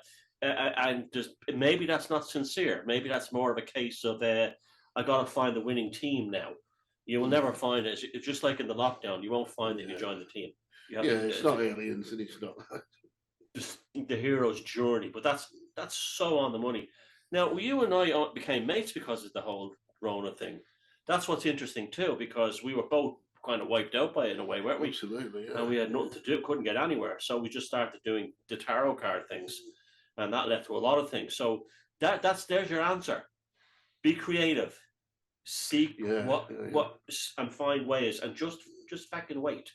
Sarah's bang on about that, and definitely do not get caught up in gangs, because what we've learned from the last 3 years is you follow the gang, you end up in the gates of hell. Absolutely, yeah. I mean, we live in such a beautiful world. If we can just see it, there's not enough appreciation, gratitude, and I think that's a lot of the problem, because you have to face the world with gratitude, otherwise you lose it. And I think people have become, well, we've seen this before all this stuff started. People are looking at the world and say how bad it is, there's this problem, there's that problem, and if you don't have gratitude for what there is, it will go. And it started going, didn't it? So I think the answer is be creative, very important, like you say. Look at the world and enjoy it, because there's lots here to enjoy. And the hero's journey. Yeah, absolutely. Yeah. You know, okay, you know, we gang together for things like this, but these are creative things. But in terms of facing the monster in the labyrinth, the hero's journey. I tell you what I've noticed. I had a little sneak. I should have kept away, but you know, when you have a little bit of a rubbernecking at something you shouldn't have a look at. And I went and had a look at some truther Facebook pages today, and that kind of made me think, because everybody, these truther groups and these born again Christian people, they're all turning on each other, and all I saw was infighting and attacking each other and disagreeing with each other, and oh, don't you follow this person, and this person's a fraud and that person's a fraud, he doesn't know what he's talking about, you're not awake, I'm more awake than you. And I thought, oh, and I come out and I felt well, you know what's going on there, Sarah. This wave function is collapsing, the one that began in 2020, 9/11, People are grabbing hold of them. 2001. That created a truther, the truther world. Now that wave function is collapsing, and we're returning back to a baseline emotionally, psychologically, and spiritually where we were in 2000, the year 2000. The truther is gone. They've no part to play anymore. So what you're seeing is the kind of like the fall of the truther Rome, the fall of the truther Berlin. They're all turning on each other now because their world is ending. They are a phenomena of the wave itself, with the wave function collapsing. This is all. They're literally. It's like a wild panic at the end. Yeah, and it's quite simple, really, isn't it? And when people said, "Is this a person?" Don't follow anybody. Look inside and build yourself. And be interested in people, though, and get knowledge and inspiration. Yeah, listen. I mean, you listen to people about, it, and then you decide for yourself. Yeah. I mean, I don't try and convince anybody of anything. It's like it's build your own inner temple. You know? And in terms of it being interested in people, it's the whole standing on the shoulder of giants thing, not walking in their shadow, standing on their shoulders. Not walking in their shadows. And a lot of truthers don't do that. They see these. They see people in the alternative scene as prophets or panaceas for the problems in their own lives. Because those people don't know any more than we do. A lot of them don't know. A lot of them don't know more than the people who are looking up to them. Absolutely, they set themselves up as things. And well, I've seen it recently. I've listened to somebody else. Wow. I noticed every time one little thing might get exposed, like the WhatsApp messages with Matt Hancock, and the truthers go crazy. Oh no, it's just a distraction, or everything's a setup. Yeah, so they can't take a win as a win. No, and I hate that. It's just horrible. It's almost like they don't want it to come out because they'd have nothing. No, they don't. They don't, because that means they have to live in a world where they can't point the finger and blame someone else. Yeah. There's your preview for the show, Sarah. They don't want to live in a world where they have to point. They can no longer point the finger and say he or she or it is the cause of my problems. Yeah, no, you're right. So stay detached and have a bit of a discussion about it and that, but don't live there. Just come away. It's on your mental. Yeah, I think it's a lot of them mental. Very unhealthy. Yeah. A lot of them are very paranoid. And it's going to make them ill, isn't it? Because you can't live in that world. A lot of the paranoia comes from the weed. A lot of them are heavy weed smokers, and not the like the stuff that was around when we were kids. The stuff out there now is pure poison. Yeah. Atlantis. Now, this is a subject I've been interested in for so many years. And I know that Tom has had the same interest, and I've always wanted to make a film about Atlantis, and now we've done it. So I contacted Thomas. It must be about 3 years ago. And just off the cuff. Yeah. I think I'd seen a video of you talking about Atlantis, so I thought, that's an idea. I wonder if you'd be interested in, sorting it out. So that's how we first got together. And everything's kind of blossomed out of that, really, hasn't it? Now we've got the book written and we've got the film done, which we showed at Mysterious Earth Conference last year. And voila, here we are. Yeah, it was interesting. We did a lot of research. We went to a lot of places beforehand. And we were the thing was, for years, I wasn't sure about Atlantis was real or if it was an allegory for something else, the actual concept of the city and the three rings. But by the time Neil came along, I'd come around, there was an Atlantis, because I'd been to Portugal. And I felt like, I don't know, it was there, kind of brought it down to me. But it was that, and Malta. And I said, okay, it was definitely, there's something weird about all these huge megaliths on islands. And there's something not right here. There was something not right. And then I started to look into it deeply, and it says, there was Plato was probably telling us the truth. And he said, what I'm telling you is the truth, isn't it? And the big thing with me was that I'd noticed lines of procession from like a chamber to a stone circle, or massive processional ways the one we were talking about before, from the three devil's arrows through about 4 henges to the triple Thornbury alignment. And that was for thousands of people. You could get 2,000 people easily in one of those 3 henges. So why do we, this is only here, doesn't happen anywhere else. So why do we have these processional ways? So there must have been something particularly spiritual about our islands that happens here. And that's when my idea, well, maybe it is something to do with Atlantis. And, you know, so it all kind of came together, didn't it? Yeah, I couldn't get my head around the fact that in where I live in Ireland, the megaliths were incredibly old. They were one of the oldest. When if you go by the out of the Middle East thing, they should not be. Yeah. But they're older. And there was a Swedish research team that measured the Tomb 41 at Carramore in Sligo, where we were at that time, and carbon dated material they found between 2 stones. So it was legit. It wasn't under the ground. It was very good data, and they got 12,500 years, 12,500 BC. And the Irish archaeologists told them to go back and get the right date. But 12,500 put it right in the Atlantis time. Absolutely. Plus, there's also megaliths that are under the sea around there. And then you have the other phenomena of the folklore, Tirnanog, High Brazil, and all these, the Azores, and so on, which we didn't cover the Azores in the film. The more we looked into it, these things appeared, didn't they? Yeah, and it all tied up exactly where Plato said it was. Beyond the Pillars of Hercules, straight to Gibraltar. It was a huge landmass that was as big as Libya and Asia Minor. Now, Libya at the time of Plato was the whole of North Africa, from the Atlantic to the Gulf of the Gulf of Arabia, plus Asia Minor. You put them, which is mostly Turkey now.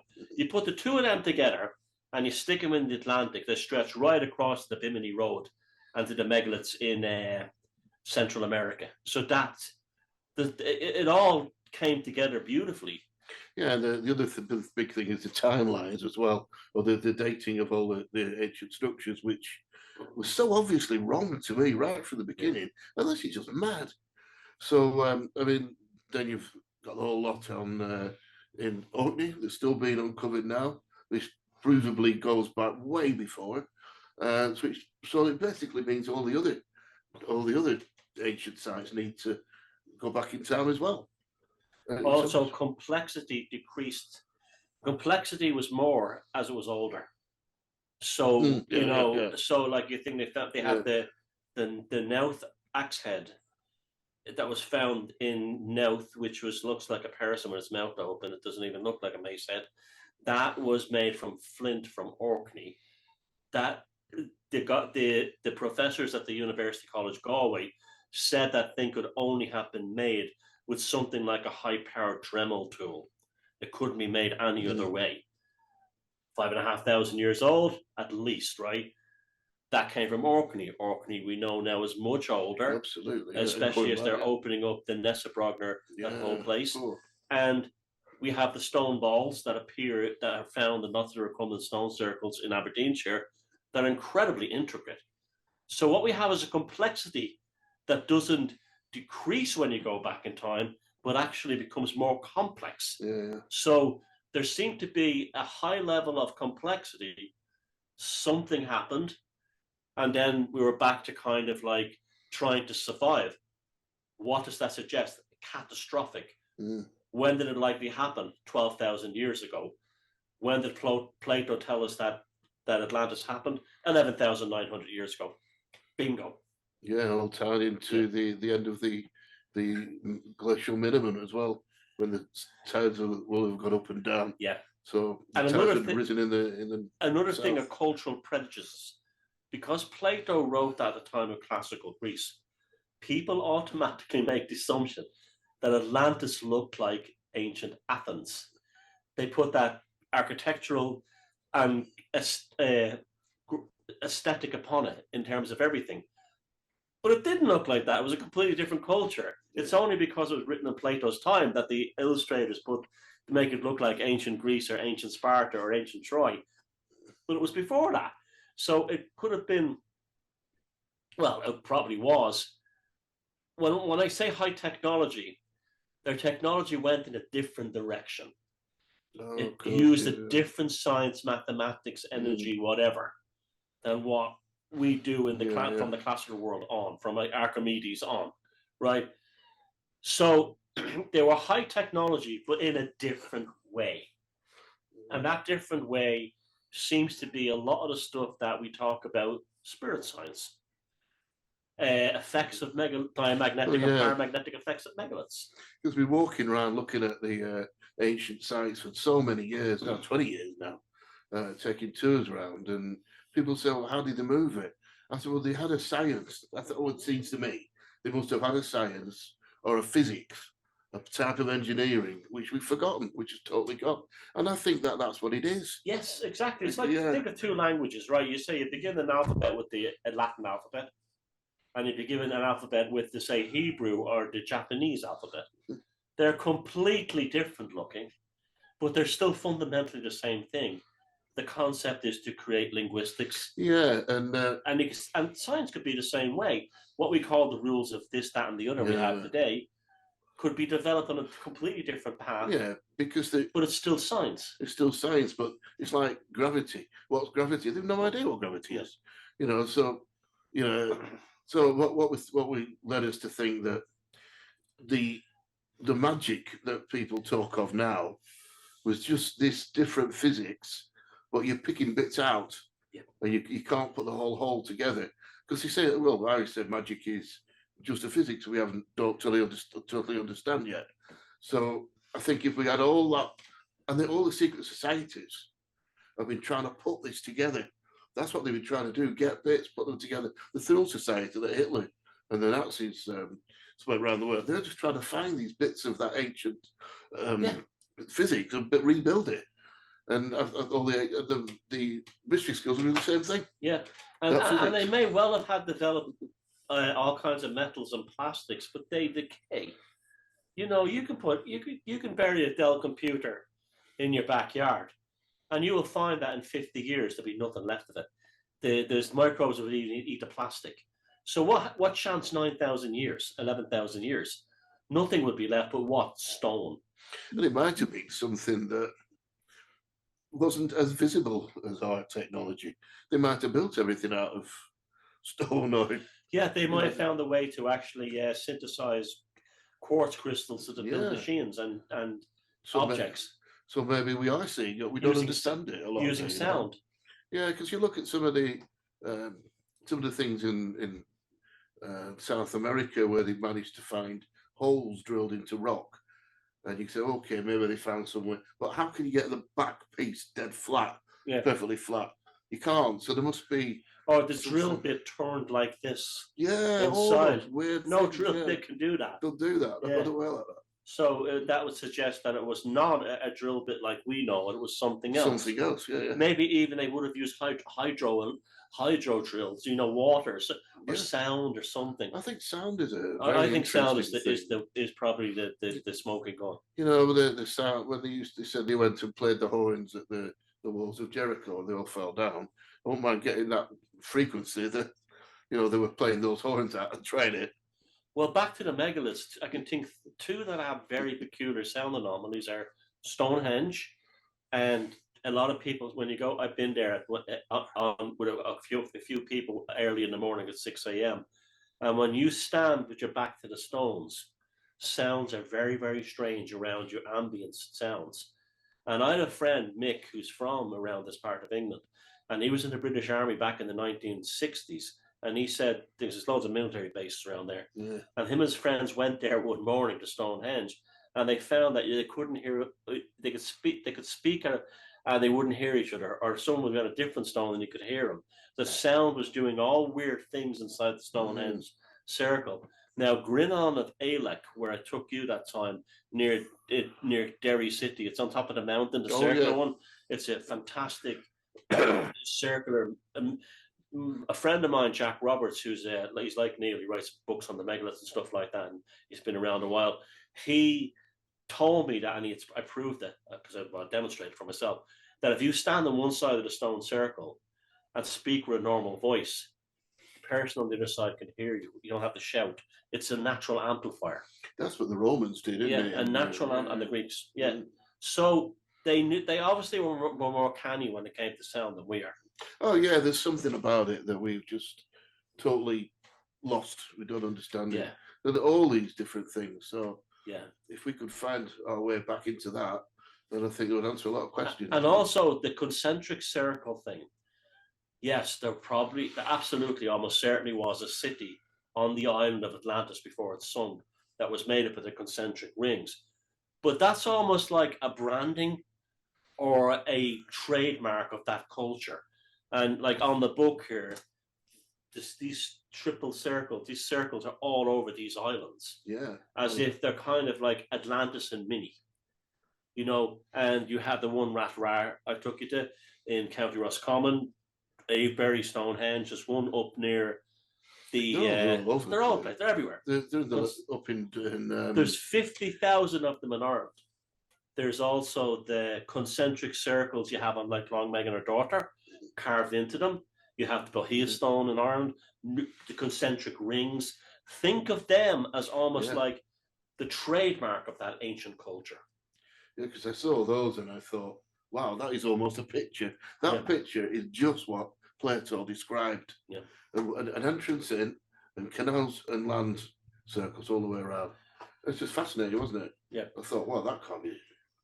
Surely that can't be. So it was like the urban model that the main city of Atlantis had on the main island.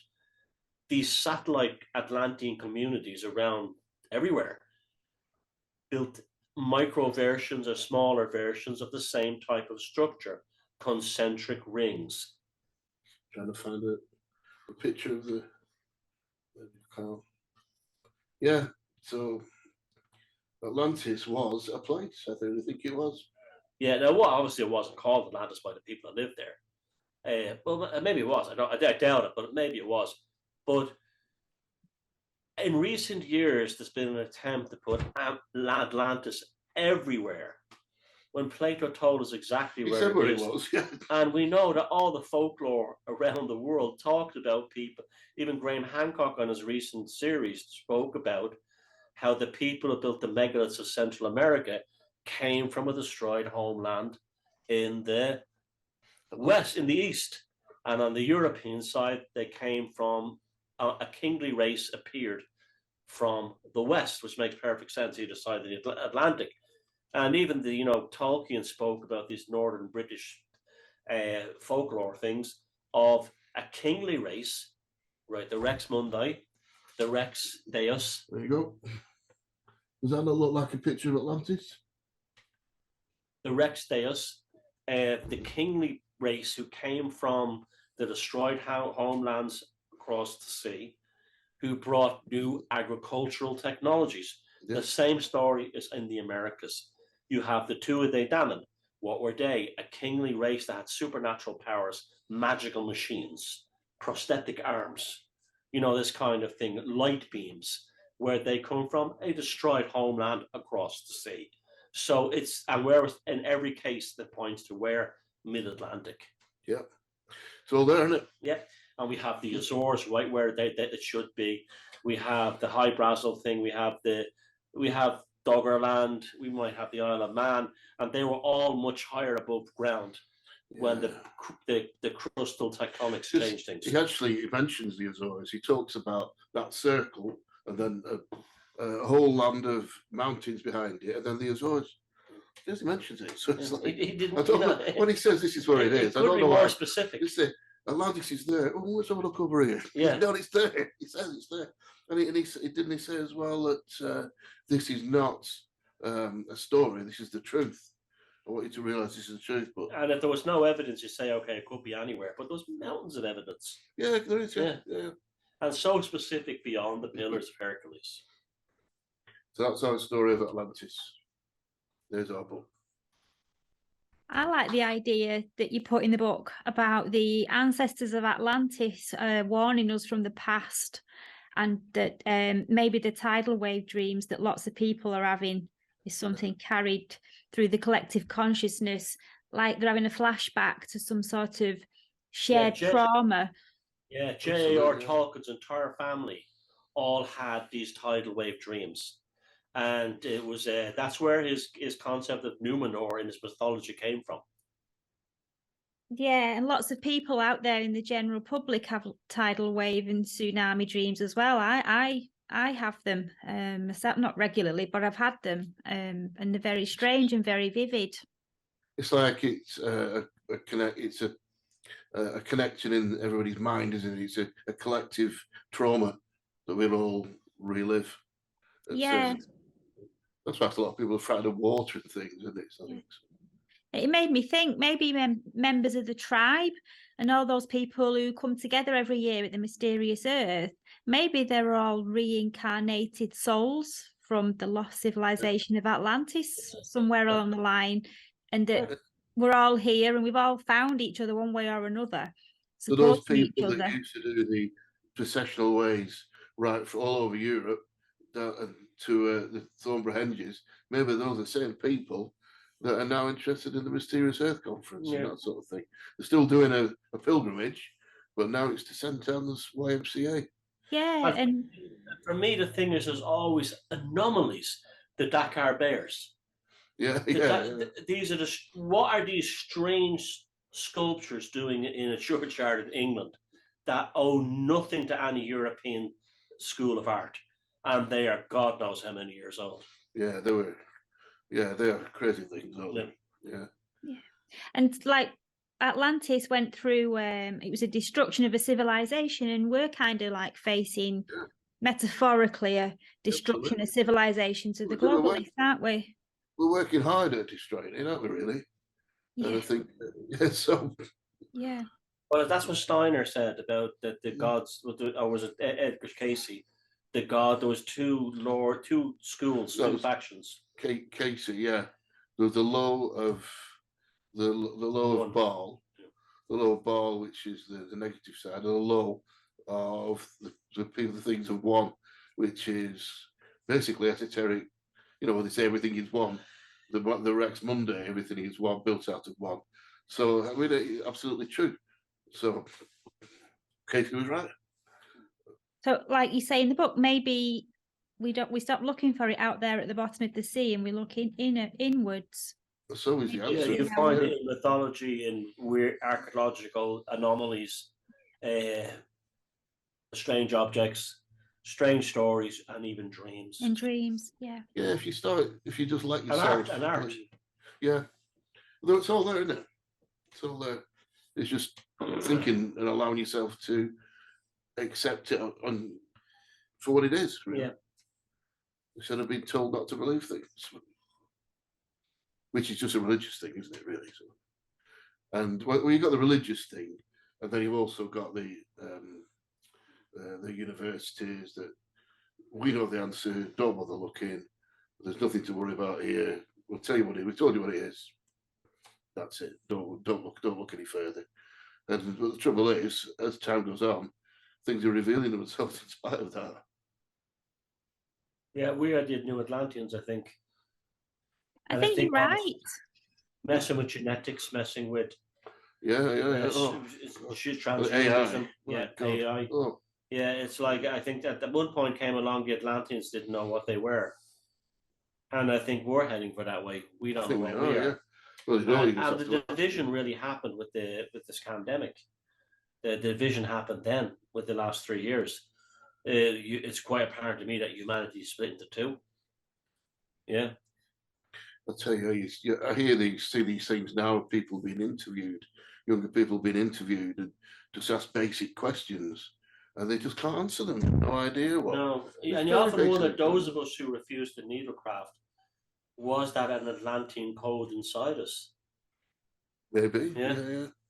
I do really like the idea that it rings true that those people escaped and came here, and we're descendants of those people. Yeah, me too. Yeah. And another point, Thomas, is a lot of the tribes have come together now and found each other. Really, the start of that was, I think, through your Rona Chronicles. Yeah, definitely. And then obviously then it went on and discovering Neil's work as well, and the Mysterious Earth, and At the people same coming time, together yeah, there. Yeah, and I think that was somehow cosmically orchestrated. I don't know how to describe it really. serendipity, Yeah, which is meant to be. ironically, you know what the meaning of serendipity is? It comes from the country of Sri Lanka, which was called Serendip by the by the what was his name, Alexander the Great, and that was the survivor of Lemuria. So that was the Indian Ocean version of it. So there's all you know, that's a whole other story. Yeah, yeah. So maybe we do all know each other from lifetimes ago, from that trauma, from that. Oh, I believe in that stuff. You know, it's like the New Ages go on about soul families, but they're right though. They're right. They're not wrong about that. Neil, tell us about this year's Mysterious Earth conference. Yeah, well, it's 15th year this year, so we're getting the 15th year. It's we're moving. Last year, it was overcrowded, wasn't it? It was like we're trying to find chairs and trying to fit people in, and that's after cutting off payment 2 weeks before the conference. So we've had to find bigger premises. We found much bigger premises. So this year we're at the YMCA in St Anne's, so it's going to be much better. Massive hall. It's in the gym actually, but it's a massive hall, so there's be plenty of room for us. It's in September, and it's in St Anne's is a lovely place, much better place than Preston to hold it, because there's loads and loads of hotels. We'll be staying in the Inn on the Prom if anybody wants to come and have a Saturday night with us guys. There's quite a few of us in the inn, but there's lots of other hotels nearby as well. It's at the seaside. Yeah, it's right on the seafront. It's easy to get there. Fun. I mean, you could just got to get into. Oh, it's simple to get there. It's if you're travelling from overseas, and you can fly to Manchester, train out from the airport to Preston, and then you can actually get a train straight through. But you can change your Preston to St Anne's. So it's the Blackpool train. It's really easy, and there's walking distance to the venue from there. And if you're driving, M6 to Preston, M55 straight to St Anne's. It's really, really easy. If you want to, all the speakers and everything are all laid out on my website, megalithictours.com, and just click Mysterious Earth Conference. It's all there, and you can just put your ticket to the bottom. They're actually going really quickly already, and it's still quite a while off, which is brilliant. But we're going to start the conference off this year with the same things we did last year, because we did the Atlantis film and the Atlantis book. We launched the book and the film at the same time. So we're going to do that again because it went really well. So Thomas and I are writing a book about a different way of looking at the Pendle Witches, which is finished.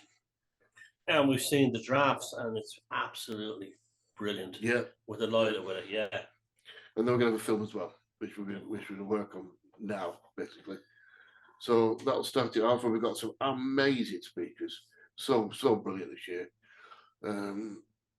And I'm going to do the emceeing on day one, and Miss Sheridan here is going to do emceeing on day two, aren't you?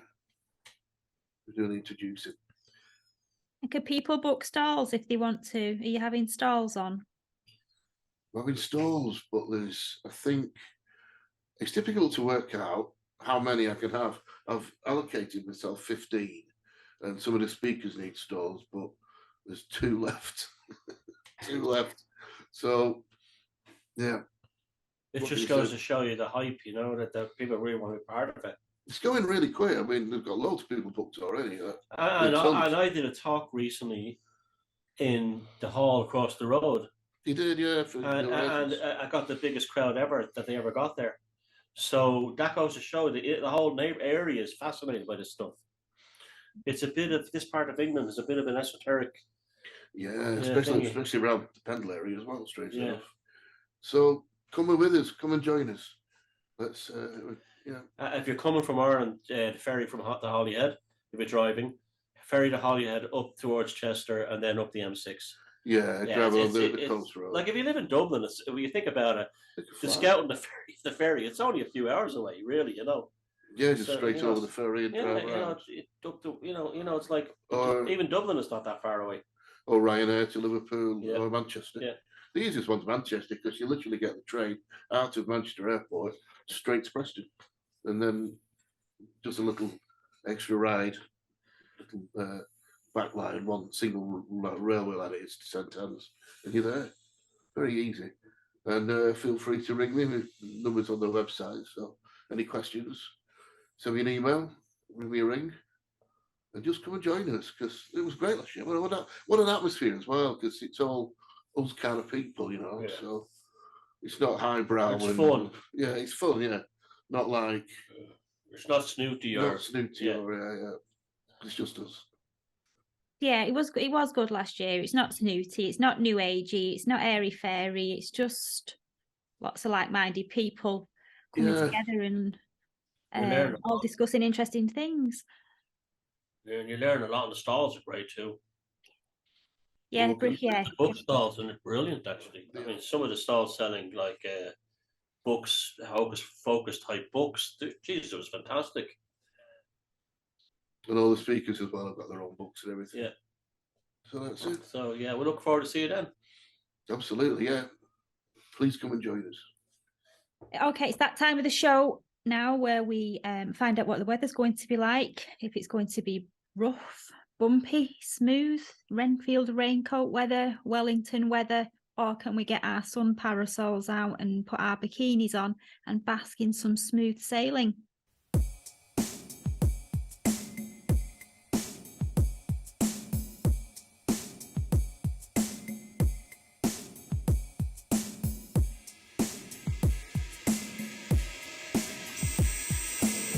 Well, the psychic weather this week is, I'm sorry to disappoint you, inert. There's really no psychic weather at the moment. I'm not seeing anything in any direction that's anyway in extreme, in the good or the bad side. It's basically a lull, a calm. However, we know the old adage from climatical weather, the calm before the storm. We might be in that situation, but don't not automatically think that we are. The psychic weather this week is very, very easy and quick. There's not much happening. We're in the middle of a lull, but we could be in the middle of the eye of a cyclone. So enjoy the peace of this moment, but don't be surprised if something kicks up in a week or so. And that's a psychic weather with me, Thomas Sheridan.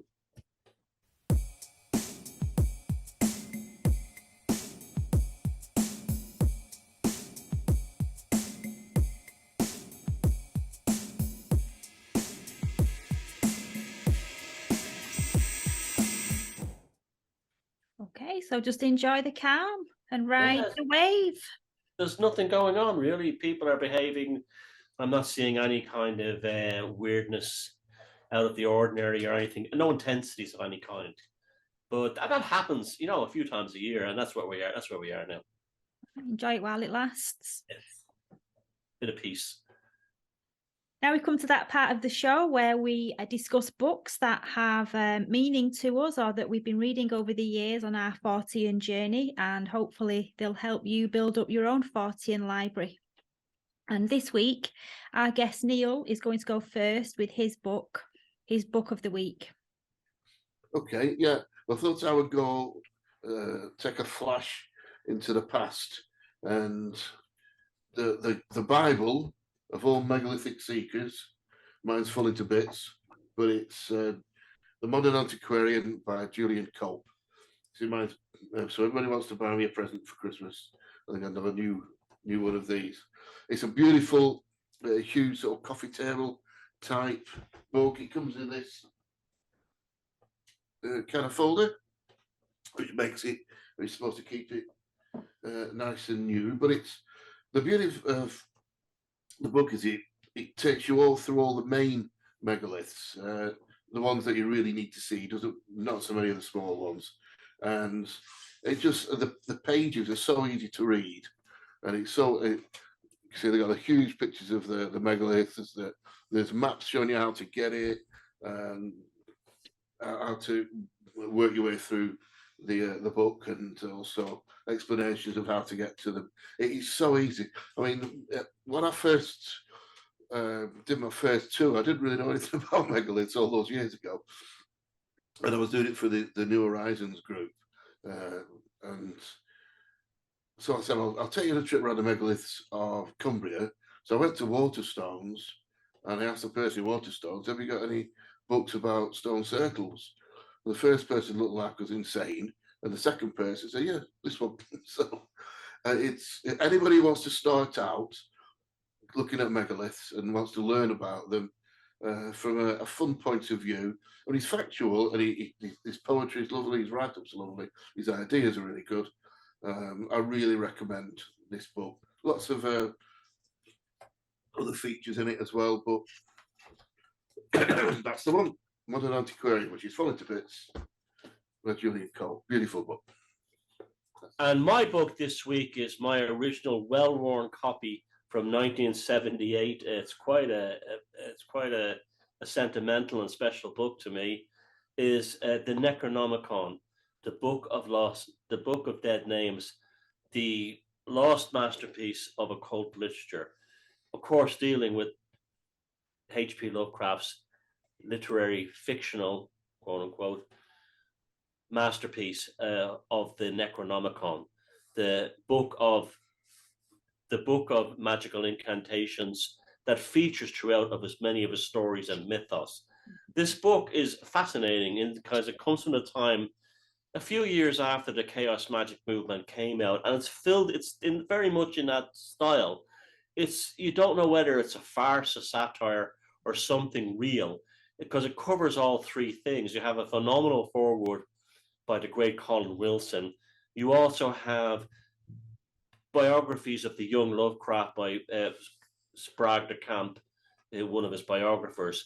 He talks about Lovecraft. He interviews one of Lovecraft's literary tutors in Providence. You have other things such as John Dee's manuscript being dissected by computers in order to find out if it links up with the Necronomicon itself and completes the mythos of something real. It also has within it real magical incantations and magical rites surrounding the Lovecraftian mythos, including the ones of how to use megaliths to perform magical rites. Now, this is based probably on the megaliths within his Dunwich stories on top of Sentinel Hill. Again, this is chaos magic. I don't know if this, I'm pretty sure this came out before Simon's Necronomicon, but it doesn't matter if it's not real occult. It becomes real occult if you put enough energy into it. In fact, at the beginning of the show, I spoke about Creevy Keel megalith. One time I was standing on top of that, on top of the capstone, and I was talking to some American tourists, and I was telling them about the site, and I had to stop myself from doing the invocation of the great Cthulhu on top of it, because beside me was the ocean, and beside me that was Classy Bond, a very mysterious castle that once belonged to Lord Mountbatten, and here I was in a megalith beside the ocean, and I felt so much like I needed to do the invocation of the great Cthulhu, which is in here, amongst other things. It is just like a magazine almost. It's almost like a magazine in the format of a book. The foreword by Colin Wilson alone is worth the price of the money. This is the original Corgi version. I think it's quite rare now, and it's falling apart, half moth-eaten. But it's something that's very deeply sentimental to me because it played a huge part in my growing up as a young kid, in moving into my interest in the occult and esoteric subjects. So that's the Necronomicon, the Book of Dead Names, the lost masterpiece of occult literature, edited by George Hay, with a fantastic foreword by Colin Wilson. Highly, highly recommended for those people who wonder why I'm such a Lovecraft nutcase. This is what started it. My book this week is Atlantis, an Empire Lost and Found by Thomas Sheridan and Neil Mcdonald. And mine's quite a special edition because it's signed. And the book provides a new and exciting look into the subject of Atlantis, and it goes much deeper than just the location of Atlantis through Plato. Looks into the collective interests of the legend and how it affects the human psyche. And it asks, did its destruction have an impact on our psychic memory that many people share through reoccurring dreams and folklore? And it discusses how Atlantis can also be understood through ancient megalithic sites of Britain. Lots of photographs in there. Are they from your personal collection, those, Neil? Yeah, they are. Yeah. Malta. Yeah. Yeah, and it goes through all the megalithic sites of Britain and Ireland, and Neil and Thomas introduce a new theory concerning the bloodlines of certain families which may have derived from the Atlantean culture. And it's a book that takes you on a ride into Atlantis, and reading it brings up lots of internal imagery in your own mind and memories that you can't quite put your finger on or explain. The book kind of puts into words the familiar feelings that you're experiencing and why so many people have a pull towards the story. And once you've read it, you'll look at Atlantis with a completely different perspective. And yeah, it's a fabulous read. Thanks for that. Thank you. Fix. We did not know. And I'm not biased in any way, and I have no affiliation, and no funds are being sent to me for the promotion of this book. I'm just doing it out of the goodness of my heart, and because it's a good book.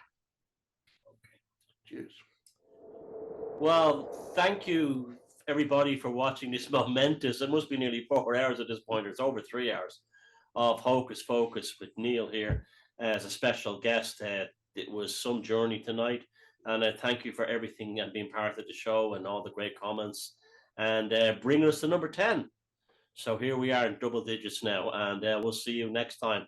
I'm off with this guy to the Isle of Man to do some megalithic hunting and get some location reports for future editions of the show. And so look after yourselves, and keep high strangeness at the center of your life.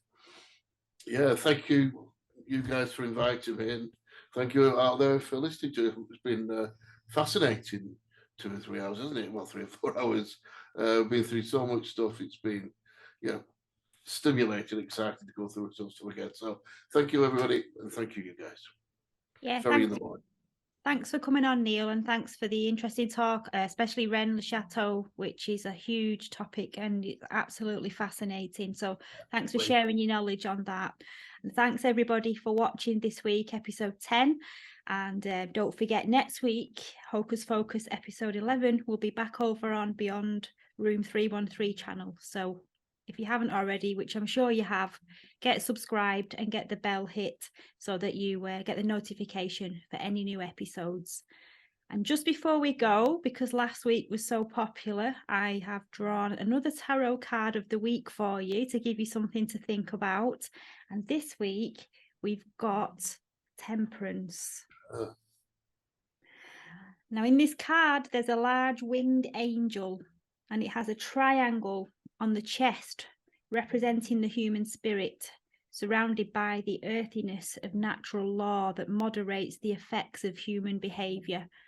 And the angel has 1 foot in the rocks and 1 foot on the river, and this symbolises the importance of balance, both grounded and being in the flow of the liminal or the unmanifest. And the angel is also pouring water into cups, which suggests alchemy or manifesting.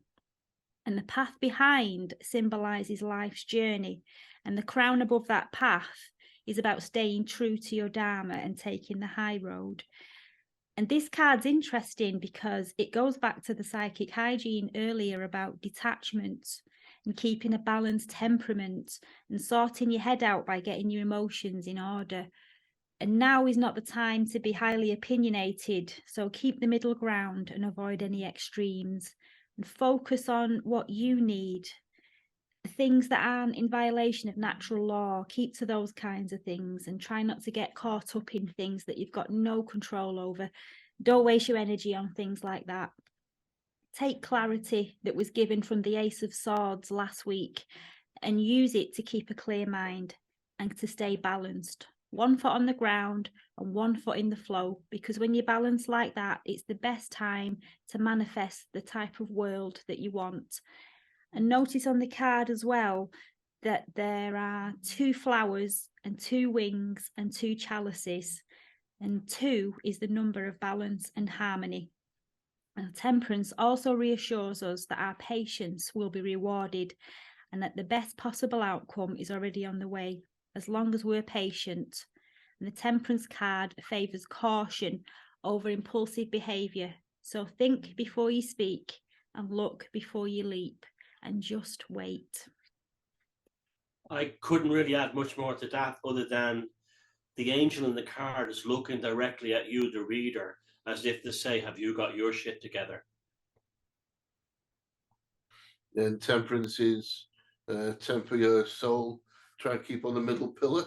And as Sarah said, that's how you rise. Thank you and a good night. Good night, Good everybody. night, everybody.